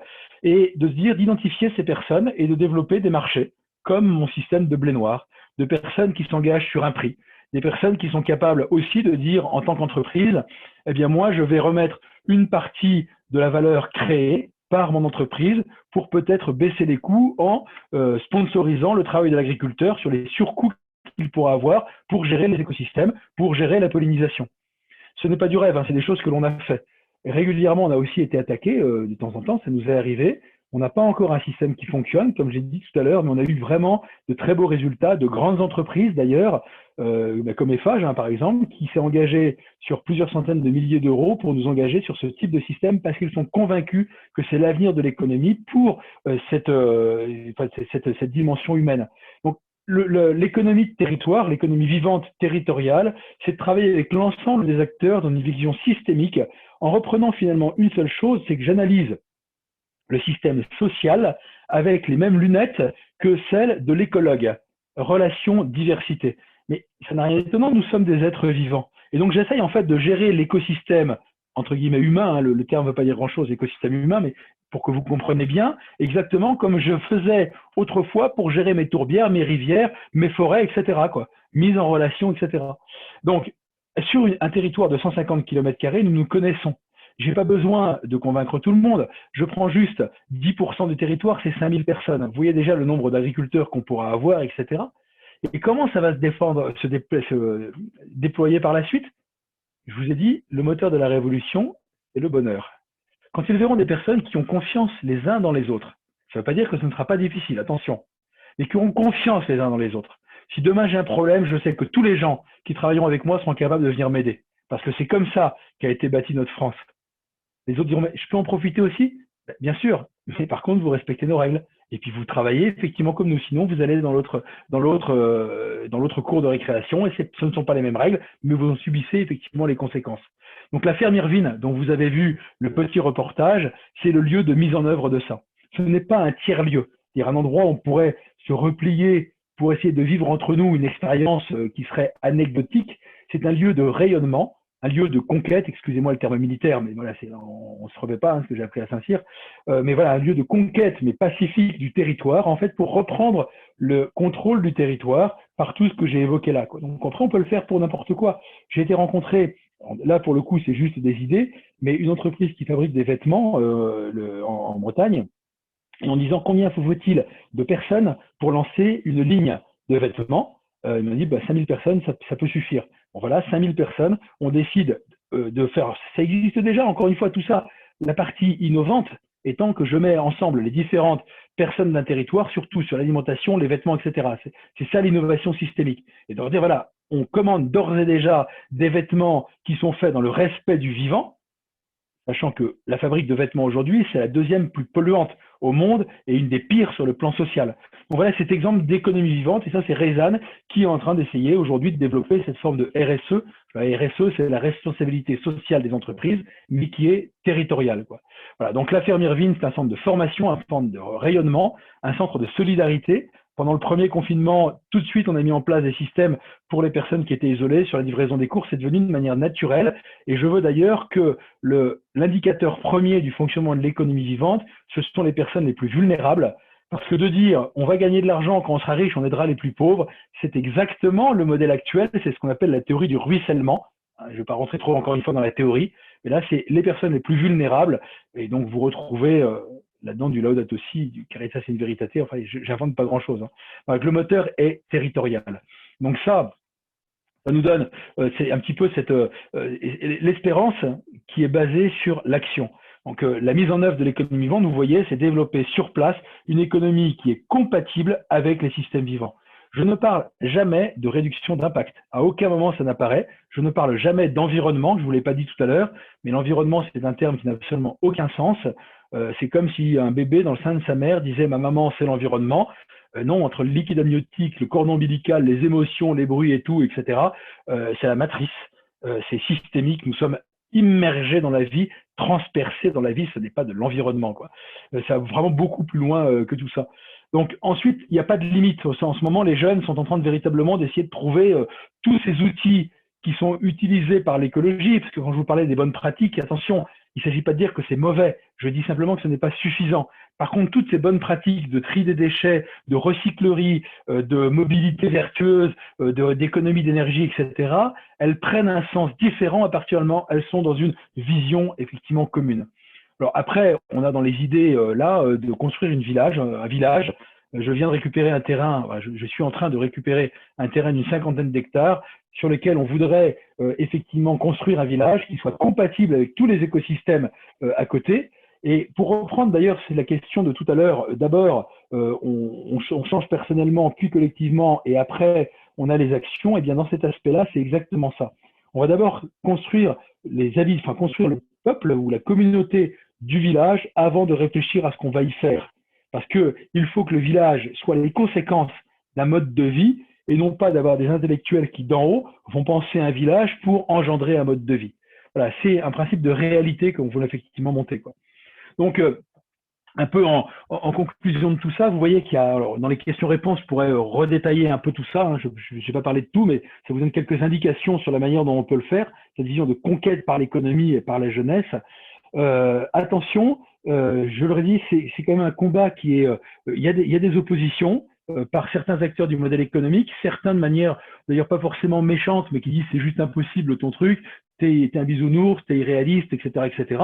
Et puis d'autres parce que très clairement, ce n'est pas dans l'intérêt financier voilà, de certains acteurs, quoi. Et tout ça pour vous dire qu'on a des freins. Mais les freins, pour moi, ce ne sont pas les lobbies. Vous l'avez évoqué tout à l'heure sur à la fois le matérialisme qu'on pourrait dire sur les lobbies. Moi, quand je joue au rugby, si vous voulez, enfin quand je joue au rugby, je joue moins en ce moment, évidemment, mon adversaire, à la rigueur, lui, sa règle, elle est simple, c'est d'aller mettre le ballon dans mon dos sur ma ligne d'essai. Et le mien, c'est de mettre de son côté. Je ne lui reproche pas d'essayer de me plaquer, de me piquer le ballon. Par contre, moi, je ne suis pas obsédé par l'adversaire, je suis obsédé par la ligne d'en but et d'aller placer le ballon là-bas, quoi. Bon, là, je ne suis absolument pas en crainte des lobbies, c'est un adversaire, ils font leur jeu, ils ont une autre vérité, une autre stratégie que la nôtre. Les freins, c'est nous. C'est uniquement nous dans la tête. Nos freins, c'est de s'imaginer que c'est pas possible. C'est de s'imaginer que c'est trop grand. C'est de s'imaginer d'ailleurs que les autres, ah mais vous savez, on est d'accord avec vous, nous on est ici en visioconférence au centre Teilhard de Chardin, donc automatiquement, nous on est d'accord, mais les autres. Ben, vous savez que les autres, je les ai toujours pas trouvés. Hein. Parce que des conférences, j'en fais quand même un certain nombre. J'en ai fait chez des banquiers, j'en ai fait dans des monastères, j'en ai fait chez les écolos, j'en ai fait au MEDEF, j'en ai fait dans des mouvements d'entrepreneuriaux, etc. Et ils me disent tous pareil. Non mais tu comprends, on est d'accord avec toi, mais les autres. En fait, il n'y a pas d'autres. Il y a juste des choix individuels et est-ce qu'on veut vivre sur cette vision de l'avenir? L'autre frein majeur, c'est le découragement. J'ai parlé de l'impossible, le découragement. Mais ça, c'est dans notre tête que ça suffit, que ça se situe. Tout à l'heure, en introduction, quand je me présentais, j'ai dit « je suis confiant pour l'avenir parce que nous sommes déterminés ». Et parce que nous ne sommes pas tout seuls, bien évidemment, quoi. Donc, en fait, si on est déterminé, je le dis d'ailleurs souvent à mes jeunes, quand on les forme, arrêtez de rechercher la motivation. Là, dans beaucoup de formations, de coaching en entreprise, il faut être motivé. Mais quand vous êtes en pleine nature, là, quand on fait nos bivouacs, quand on est en plein hiver, ça arrive qu'on fasse des bivouacs en plein hiver et qu'il pleut le matin, que vous vous levez à 6h ou 7h du matin, vous n'êtes pas motivé pour vous lever. C'est-à-dire, on n'est pas maso. Non, on est discipliné, on est volontaire, on est déterminé à se lever. Et ce qui n'empêche pas d'avoir le sourire. Vous voyez la différence entre la motivation qui est une sorte de si j'ai pas le plaisir de faire les choses, bah en fait, donc je cherche la motivation. Non, c'est la discipline, c'est la détermination qui prime. Les autres freins, c'est d'être négatif. de regarder la presse en regardant ce qui ne va pas, les 4 degrés nous sont annoncés par les prédictologues, etc. Mais je l'ai dit aussi à un moment, l'avenir, on ne le décrit pas, on l'écrit. À chaque fois que vous dites du mal, mais même que vous parlez du mal, vous vous empêchez d'agir, et les neurosciences démontrent aujourd'hui que ça crée des crispations internes, que ça empêche la créativité. Donc si on a mis la positivité dans les principes de base de nos formations et du mode de vie que nous avons dans l'économie vivante, c'est aussi une arme à la positivité qui permet la créativité. Donc éliminer les critiques, je vous disais tout à l'heure, je ne critique pas les lobbies ou les grandes entreprises. Non, mais je bosse avec FH, oui, je bosse avec Vinci aussi, j'ai bossé avec Google. Vous savez, les entreprises n'existent pas, ce sont des concepts, les entreprises. Les entreprises, ce sont juste des hommes et des femmes qui ont décidé de construire ensemble et qui, pour certains, respectent des règles qui ne sont pas celles que j'ai évoquées tout à l'heure. Mais rien n'empêche de changer ces règles-là, et que ces femmes et ces hommes qui sont engagés chez Vinci, chez Google ou autres ne peuvent pas non plus aussi changer les choses, quoi. Ouais, la positivité est fondamentale. Et puis le dernier frein, c'est la peur. Ah mais on ne sait pas ce qu'il y a, tu comprends, on veut bien changer. Je l'ai évoqué tout à l'heure, la question d'engagement. Évidemment, moi j'ai été un peu formé à dominer la peur, ce qui ne veut pas dire qu'on n'a pas peur, hein, attention. Mais d'un autre côté, vu le raz-de-marée qui nous arrive dessus, avec toutes les craintes que j'ai évoquées au départ, les bisounours, je ne pense pas que ce soit moi, ce sont ceux qui s'imaginent qu'avec toutes les menaces que l'on a aujourd'hui, on va continuer à vivre en paix. Donc la peur, moi j'ai plus peur de ne pas bouger que de monter à l'attaque et d'aller mettre mon ballon de rugby dans les embus de l'autre. Et d'ailleurs, derrière l'horizon, on a peur d'aller derrière l'horizon, ce n'est pas l'enfer, c'est juste l'inconnu. Et plus on avance vers l'horizon, plus on découvre. C'est pour ça que l'action est fondamentale dans tout ce que l'on fait là. Arrêtons de parler, agissons. Mais nous avons aussi des forces incroyables. Alors, je ne parlais pas des forces spirituelles, parce que là, je veux rester dans un cadre un petit peu général dessus, mais bien évidemment, vous voyez qu'il y a toutes celles, pour ceux qui sont chrétiens, de l'Esprit Saint, qui sont dessus. Par contre, il y a la puissance de la vie. Ce qui est très intéressant dans Saint-Hildegarde de Bingen, c'est qu'elle parle de la viriditas comme une force qui est universelle et naturelle sur place, et qui est cette puissance de la vie basée sur les autres, sur la relation avec les autres espèces. Nous avons toute la puissance de la vie avec nous. Nous avons toute cette histoire de la vie, nous avons cette cohérence qui nous donne effectivement le cap. La positivité dont j'ai parlé, qui permet la contemplation, la reconnaissance du beau, quoi. Et puis, l'autre force que j'ai déjà évoquée, c'est la détermination. Si on a décidé d'y aller, et ça c'est ce que j'ai appris avec les légionnaires, on a décidé, on y va. Oui, il y a des fois, c'est difficile. Pour les chrétiens, ça s'appelle la croix d'ailleurs. D'ailleurs, Viktor Frankl, que j'ai cité tout à l'heure, développe beaucoup cet aspect-là avec une vision non chrétienne, mais qui est parfaitement cohérente, bien évidemment, quoi. La détermination n'empêche pas les efforts, mais n'exclut pas les efforts, bien évidemment. Mais dans un match de rugby, c'est pareil, on se prend ce qu'on appelle des caramels de manière régulière, mais quand on marque un essai, tout ça, c'est complètement oublié. Et surtout parce qu'on est ensemble, le fait de créer ensemble. Donc voilà, en conclusion. Alors d'une part, je vous ai un petit peu livré tout ça, on va être une petite période encore d'échange là pour approfondir les choses. D'une part, je l'ai dit, c'est fragile, j'ai besoin de soutien. Donc ceux qui peuvent nous aider, c'est pas compliqué, on a besoin de bénévoles.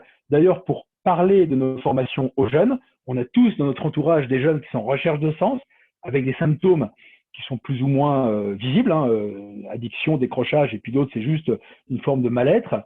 Donc, on a besoin aussi de soutien de bénévoles pour placer nos jeunes après sur la suite de leur carrière.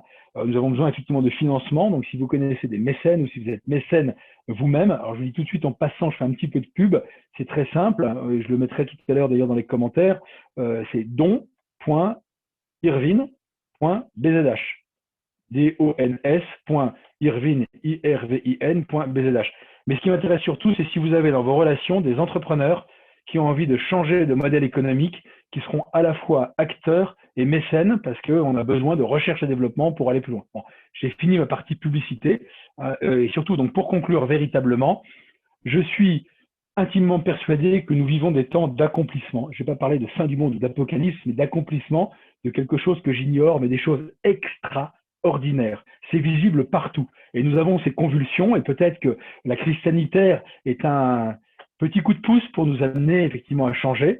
Cette période extraordinaire, la conclusion en sera ce que nous décidons de faire. Mais c'est à nous d'en assumer les enjeux.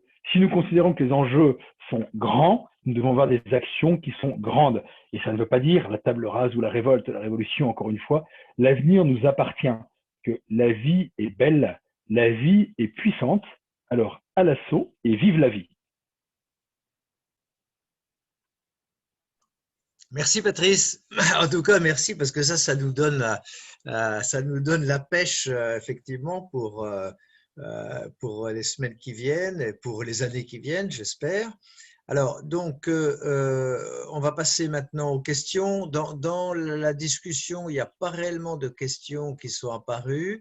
Donc, est-ce que certains veulent activer leur micro et s'exprimer? Alors moi, j'ai quelques questions. Hein. Non, en fait, peut-être pour lancer la discussion, j'aimerais que vous reveniez un petit peu sur la partie formation, c'est-à-dire combien de personnes sont passées par vos promos. Vous avez dit que ça fait 6 ans, je crois, que ça a démarré. Qu'est-ce que ces gens vont faire ensuite derrière? Comment ça se passe, l'après-formation, Irvine? Alors, bon, il y a plusieurs questions. Donc d'abord, combien? Alors au départ, pendant plusieurs années, Irvine était uniquement autofinancé par mon ancienne entreprise, ce qui n'est pas bien en tant qu'entrepreneur, parce que j'ai considérablement fragilisé l'entreprise. Donc j'avais peu de formations dans l'année, parce que je mettais, c'était 6 semaines les formations à ce moment-là. J'avais des collaborateurs qui pendant 6 semaines étaient détachés pour encadrer les stages Irvine. Tout ça avec les petits résultats qu'on avait, c'était un peu difficile. Donc au total, on a à peu près une centaine de jeunes qui sont passés avec différentes formules. Certains ont été intégrés dans l'entreprise, d'autres sont venus sur des stages. En fait, j'ai fait des prototypes avec différentes formules.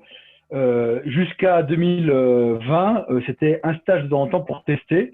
Début 2020, j'ai décidé donc j'ai quitté mon entreprise de génie écologique pour en créer une autre, dont celle de formation. Et là, j'avais décidé de créer début 2020 mon centre de formation. Mauvaise idée, comme vous le savez, il a fermé un mois plus tard par le confinement. Cette année, on a fait 34 jeunes. L'objectif, c'est une centaine de jeunes par an pour un centre Irvine. Le centre Irvine a été conçu pour être duplicable dans n'importe quel bassin d'emploi, bassin de vie. Donc, c'est ça que je veux faire aujourd'hui, c'est-à-dire on en a un modèle, et ensuite on en fait un. Là, il y en a un qui est en gestation dans le Berry, avec un de mes amis qui veut en monter un. Donc voilà, et ce serait 100 personnes par an, 100 jeunes par an. L'origine des jeunes, je vous l'ai dit, elle est très variée. Donc ce que font les jeunes à l'issue, en fait, c'est aussi très varié. Quand vous avez un jeune trader qui a fait les écoles de commerce supérieures et qui était dans le trading pendant quelques temps et qui est tout abandonné parce que ça n'avait pas de sens, il n'a pas de grandes difficultés pour se recaser dans quelque chose qui a du sens. Donc lui, en fait, on le laisse après s'envoler. Pour les autres, on a un certain nombre qui vivent avec nous pendant un temps sur la ferme, qu'on accompagne sur différents projets. Alors, je vais vous envoyer, je le fasse, un petit… il faudra que vous tapiez Irvine, je crois que c'est 3 ans après, sur YouTube, si quelqu'un peut le faire pendant que je parle. Et pour le mettre dans la conversation, ça m'évitera de faire 2 choses en même temps. Je pense que ça, ou 3 ans plus tard. J'ai 2… Ouais. Voilà, c'est ça. J'ai 2 jeunes qui étaient donc en 2016, qui sont issus de la mission locale d'ailleurs, donc qui avaient été envoyés par les dispositifs sociaux et qui témoignent de leur expérience. Donc moi en fait, ce qui se passe quand un jeune a besoin d'avoir un parcours professionnel, et c'est bien ça que je vends, c'est pas des emplois mais des parcours professionnels, j'attends que j'ai confiance en lui, moi personnellement, et après j'appelle des camarades entrepreneurs et je leur dis écoute, là il y a un jeune, il a des tripes, il a envie d'y aller, il n'a pas de formation technique, tu le prends, tu t'occupes de la formation technique. Aujourd'hui, il faut savoir que nous avons 20%, alors c'était avant le Covid, on va passer à 30%, je pense bientôt, de jeunes qui sont au chômage. Pourtant, 80% des entreprises dans certains secteurs n'arrivent pas à recruter. Donc, c'est-à-dire qu'il y a un potentiel qui est absolument énorme pour des questions de savoir-être, pour des questions de motivation, pour des questions de sens. Quand moi je veux voir un camarade entrepreneur, je dis ça, c'est un de mes petits gars, tu peux le prendre avec toi, il me dit Patrice, c'est bon, il n'y a pas de problème, je m'en occupe. Et donc là, c'est le cas de Randall que vous verrez sur place. Par contre, je continue à les suivre. C'est-à-dire que s'il y a un problème, le patron ou le chef d'équipe m'appelle, mais j'interviens aussi si le patron, ce qui arrive de temps en temps, ne se comporte pas correctement. Une personne, un jeune que j'avais mis, c'est le deuxième jeune d'ailleurs qu'il y a dans le témoignage, il n'en parle pas de ça, mais son patron ne le rémunérait pas correctement par rapport même à la loi. J'ai dit 1 avertissement, 2 avertissements, prud'homme. Et c'est moi qui ai payé l'avocat, quoi. Parce que j'ai une tellement haute idée de l'entrepreneuriat que je ne supporte pas de me faire trahir par des gens après qui disaient que tous les patrons voilà, sont des voyous, quoi. Et puis en plus, c'était une question vis-à-vis de mon jeune, il me faisait confiance. J'avais la loi avec moi dans cette affaire-là. Donc voilà, il a été payé de tous ses arriérés, etc. Et la loi se fait correctement quand c'est comme ça, quoi. Donc après, il y en a certains que j'ai plus ou moins perdu de vue parce que on n'avait pas les moyens. Jusqu'à présent, j'avais les moyens de faire les stages, mais pas de suivre. Aujourd'hui, c'est encore le cas. C'est pour ça que je cherche des financements, même du niveau de l'État, pour avoir vraiment les moyens de suivre les jeunes jusqu'au bout. J'ai un autre point d'ailleurs qu'on est en train de faire aujourd'hui dont je n'ai pas parlé. On a été sollicité par une association qui vient de Clichy-sous-Bois, dans les quartiers où ont commencé les émeutes en 2005. Donc, ce sont vraiment, alors c'est les banlieues séparatistes hein, dont on parle beaucoup aujourd'hui, quoi. J'ai déjà eu 4 jeunes qui sont venus avec nous en pleine forêt. Ils n'avaient jamais quitté leur banlieue de leur vie. Les résultats, c'est stupéfiant, quoi. Parce que moi, je ne peux pas être autre chose que confiant dans l'avenir en voyant ça. Aujourd'hui, ils ont fait une pub dans les quartiers. Ils m'ont amené d'ailleurs avec eux faire des maraudes en pleine nuit. C'est très, comment dire, exotique, Clichy-sous-Bois en pleine nuit. Là, c'est très amusant. Donc voilà, des endroits dans les halls d'immeubles, etc. Et les jeunes disent, on veut venir. Alors, je ne sais pas ce que ça va donner. Je suis prudent hein, sur l'avenir. Mais là, on va avoir un truc très très particulier avec une application pour effectivement ces jeunes des banlieues où jusqu'au bout, on les amènera sur des parcours professionnels où là, il y aura besoin de beaucoup plus de formation. Là, on sera davantage dans l'insertion, quoi. D'accord. Merci. Alors, avez-vous suivi les jeunes d'Irvine? Est-ce qu'ils trouvent un job qui a du sens?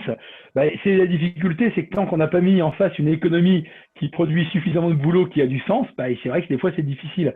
Il y a un jeune qui d'ailleurs ça se passait très bien avec son patron il a passé 2 ans, 3 ans avec lui et là il vient d'arrêter. Il dit je voudrais trouver un boulot qui a plus de sens. Voilà, et c'était d'ailleurs davantage. Alors c'est intéressant aussi quand on parle qu'il y a du sens. Je vais vous dire moi ma conviction, c'est que le sens dans une entreprise c'est pas tant ce que l'on fait.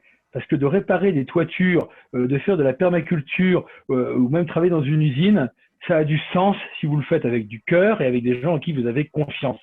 Le sens dans une entreprise, ce sont les relations humaines. C'est ce que l'on vit, ce que l'on construit ensemble. J'ai rencontré un jeune qui n'a pas fait Irvine encore pour l'instant, c'est un ingénieur. Au début, on discute, il me dit « Ouais, j'étais dans une boîte, je gagnais plein d'argent et tout. Puis après, j'ai arrêté parce que j'étais en burn-out, parce que ce que je faisais, ça n'avait pas de sens. » Je dis « Qu'est-ce que tu fais aujourd'hui ?» Je travaille chez Carrefour. Et je dis, mais tu fais quoi? Il me dit, non, je suis employé. Je dis, mais tu feras quoi après? Non, je vais rester là. Parce que quand j'arrive le matin, je suis avec des gens que j'aime. On travaille ensemble et je suis heureux de travailler avec eux. Et moi, à la rigueur, j'ai mon équilibre. Et quand nous, on fait l'orientation professionnelle des jeunes, on n'est pas tant à leur dire c'est quoi le métier de tes rêves. Il faut savoir que tu veux être dehors ou à l'intérieur, avec des clients ou sans clients, en équipe ou tout seul. Il y a 2-3 trucs comme ça qui sont liés à la construction psychologique. Mais ensuite, c'est avec qui tu vas le faire. Et à partir du moment où tu es avec des gens avec qui tu as confiance, tu fais le métier que tu veux. Et ensuite, tu pourras te spécialiser plus ou moins. Le jeune en question dont je vous parle, son problème, c'est que il trouvait que les gens étaient trop individualistes dans son entreprise et qu'avec Irvine, il avait trouvé ce que c'était que l'amitié. D'ailleurs, c'est un jeune des banlieues. Il m'a dit, j'ai découvert l'amitié chez Irvine, alors qu'avant, on vivait en bande. Par contre, quand ça partait en vrille, chacun était uniquement pour lui-même, quoi. Alors que là, j'ai trouvé des gens en qui vraiment je pouvais compter, quoi. Donc la question du sens, c'est des ascenseurs à double échange. Il faut qu'on crée les entreprises qui soient formées à la recherche de sens et en même temps, il faut former les jeunes pour aller dedans. Et c'est l'aventure qu'on essaye de vivre au quotidien, quoi. Ok. Autre commentaire ou question? Moi, j'ai une question, mais ça m'éloigne un petit peu de votre but à vous, Patrice. J'essaye d'intervenir dans une école d'ingénieurs pour justement les éloigner de cette éducation individualiste qu'ils ont reçue jusqu'à présent. Et je ne vois pas très bien ce que je pourrais leur dire de votre message, sauf d'aller faire un stage chez vous, ou sauf de vous demander de faire une conférence dans l'école, ce qui est fort faisable, et peut-être que vous l'avez déjà fait. Donc, mon problème, c'est plutôt que dire à un élève des grandes écoles qui a envie de faire un boulot qui ait du sens et qui n'a pas beaucoup de perspectives, parce que dans la plupart des entreprises, on va retomber sur des milieux individualistes. Oui, en fait, c'est un peu ce que j'évoquais. Si vous ne changez pas le monde, en fait, je n'ai pas grand-chose à leur dire. Je pense que ce n'est pas possible. Moi, personnellement, Si demain je devais couler, parce que vous savez que quand entrepreneur, c'est des choses par les temps qui courent qui sont assez fréquents, je serais très très embêté. Alors j'ai des relations seulement dans des boîtes qui ont du sens, mais c'est pas du tout évident. Si on ne change pas le monde, en fait, on ne changera pas les conséquences. Donc ces jeunes-là, il faut leur dire arrêtez d'aller manifester. Alors vous pouvez continuer à manifester si vous voulez, mais c'est pas suffisant. Il faut changer les mondes et il faut aussi que vous soyez cohérent. C'est-à-dire que d'aller manifester pour le climat et d'être en permanence sur son iPhone, il y a un truc où la cohérence n'est pas forcément là, quoi. C'est comme une consommation de ressources. Donc, si eux ne veulent pas s'engager dans un changement radical, de bosser avec nous, alors peut-être avec d'autres sur place, sinon c'est pas cohérent. Et aujourd'hui, effectivement, tant qu'on n'a pas développé suffisamment cette économie vivante, c'est pas forcément évident pour trouver. Et je pense que je les incite pas forcément à aller bosser s'ils ne le sentent pas. Par contre, attention quand même. Un point que je dis à certains, c'est une question de vocation. Je ne considère pas qu'il y ait des entreprises qui sont bonnes et d'autres qui sont mauvaises. Je vous parlais des Phages tout à l'heure, j'ai beaucoup bossé avec eux. C'est une des boîtes avec qui j'ai le plus bossé dans mon ancienne entreprise, mais il y en a plein d'autres effectivement comme ça. Il y a des gens bien partout. Même chez Monsanto, qui est le démon dans le monde de l'écologique parce qu'il produit le glyphosate, il y a des gens bien partout. Et certains ont pour vocation de faire changer leurs entreprises de l'intérieur. Certains ont pour vocation de travailler dans les collectivités ou dans l'État pour amener les lois et pour aider ceux qui vont travailler comme ça. D'autres ont pour vocation de faire la révolution. Voilà, je pense que c'est ma vocation. Et en fait, c'est à chacun de trouver effectivement quel est son appel. Mais on a besoin d'avoir des petits poils à gratter qui vont dans les grosses entreprises avec détermination, qui doivent par contre se former. Donc, il y a un petit parcours qu'on a mis sur Internet qui s'appelle le parcours Joie de vivre. Aussi, vous devez pouvoir le trouver si vous tapez sur Internet et le mettre en lien, que j'avais fait avec la paroisse de Dinard d'ailleurs, mais qui n'a pas c'est pas une dimension chrétienne, en tout cas dans ce que j'ai apporté, de se former, de travailler ensemble, de se réunir entre des étudiants qui ont envie de changer les choses, et puis dans ces cas-là, ça va fonctionner, quoi. Mais il y a besoin de radicalité, quoi qu'il advienne. Merci Patrice. Moi, je voudrais poser une question à Patrice. Comme franciscain, je suis très sensible à la coïncidence des opposés, c'est-à-dire qu'en mettant des personnes très différentes à travailler et à vivre ensemble, la somme des deux est beaucoup plus grande. Enfin, ce qui résulte de ça est beaucoup plus grand que la somme des deux. Et vous avez tout à l'heure souligné, je pense aux chênes et à la limace, je pense aux personnes les plus vénérables, vous avez dit tout à l'heure, qui peuvent développer une économie compatible avec le système des vivants. Est-ce que vous pourriez un petit peu redire là pourquoi le monde des forts, ils ont besoin des plus vulnérables et pourquoi c'est plus évident de savoir pourquoi les plus vulnérables ont besoin des forts, c'est pour les protéger, mais l'inverse, c'est ça qui m'intéresserait. Oui, mais alors il y a la symbiose en tant que telle, c'est là où j'ai ces deux éléments qui sont à peu près du même niveau, c'est ce que fait l'algue et une mousse pour coloniser des milieux très hostiles qui sont des rochers ou des murs. Voilà. Et puis après, vous avez effectivement il y a le parasitisme aussi, qui est à un moment un faible qui va aller sur un organisme qui est plus fort.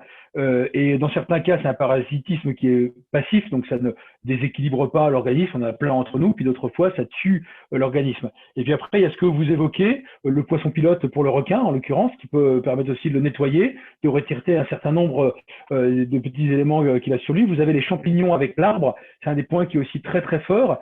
Alors tout ça, on l'a découvert il y a très très peu de temps. Ça n'existait pas il y a 40 ans.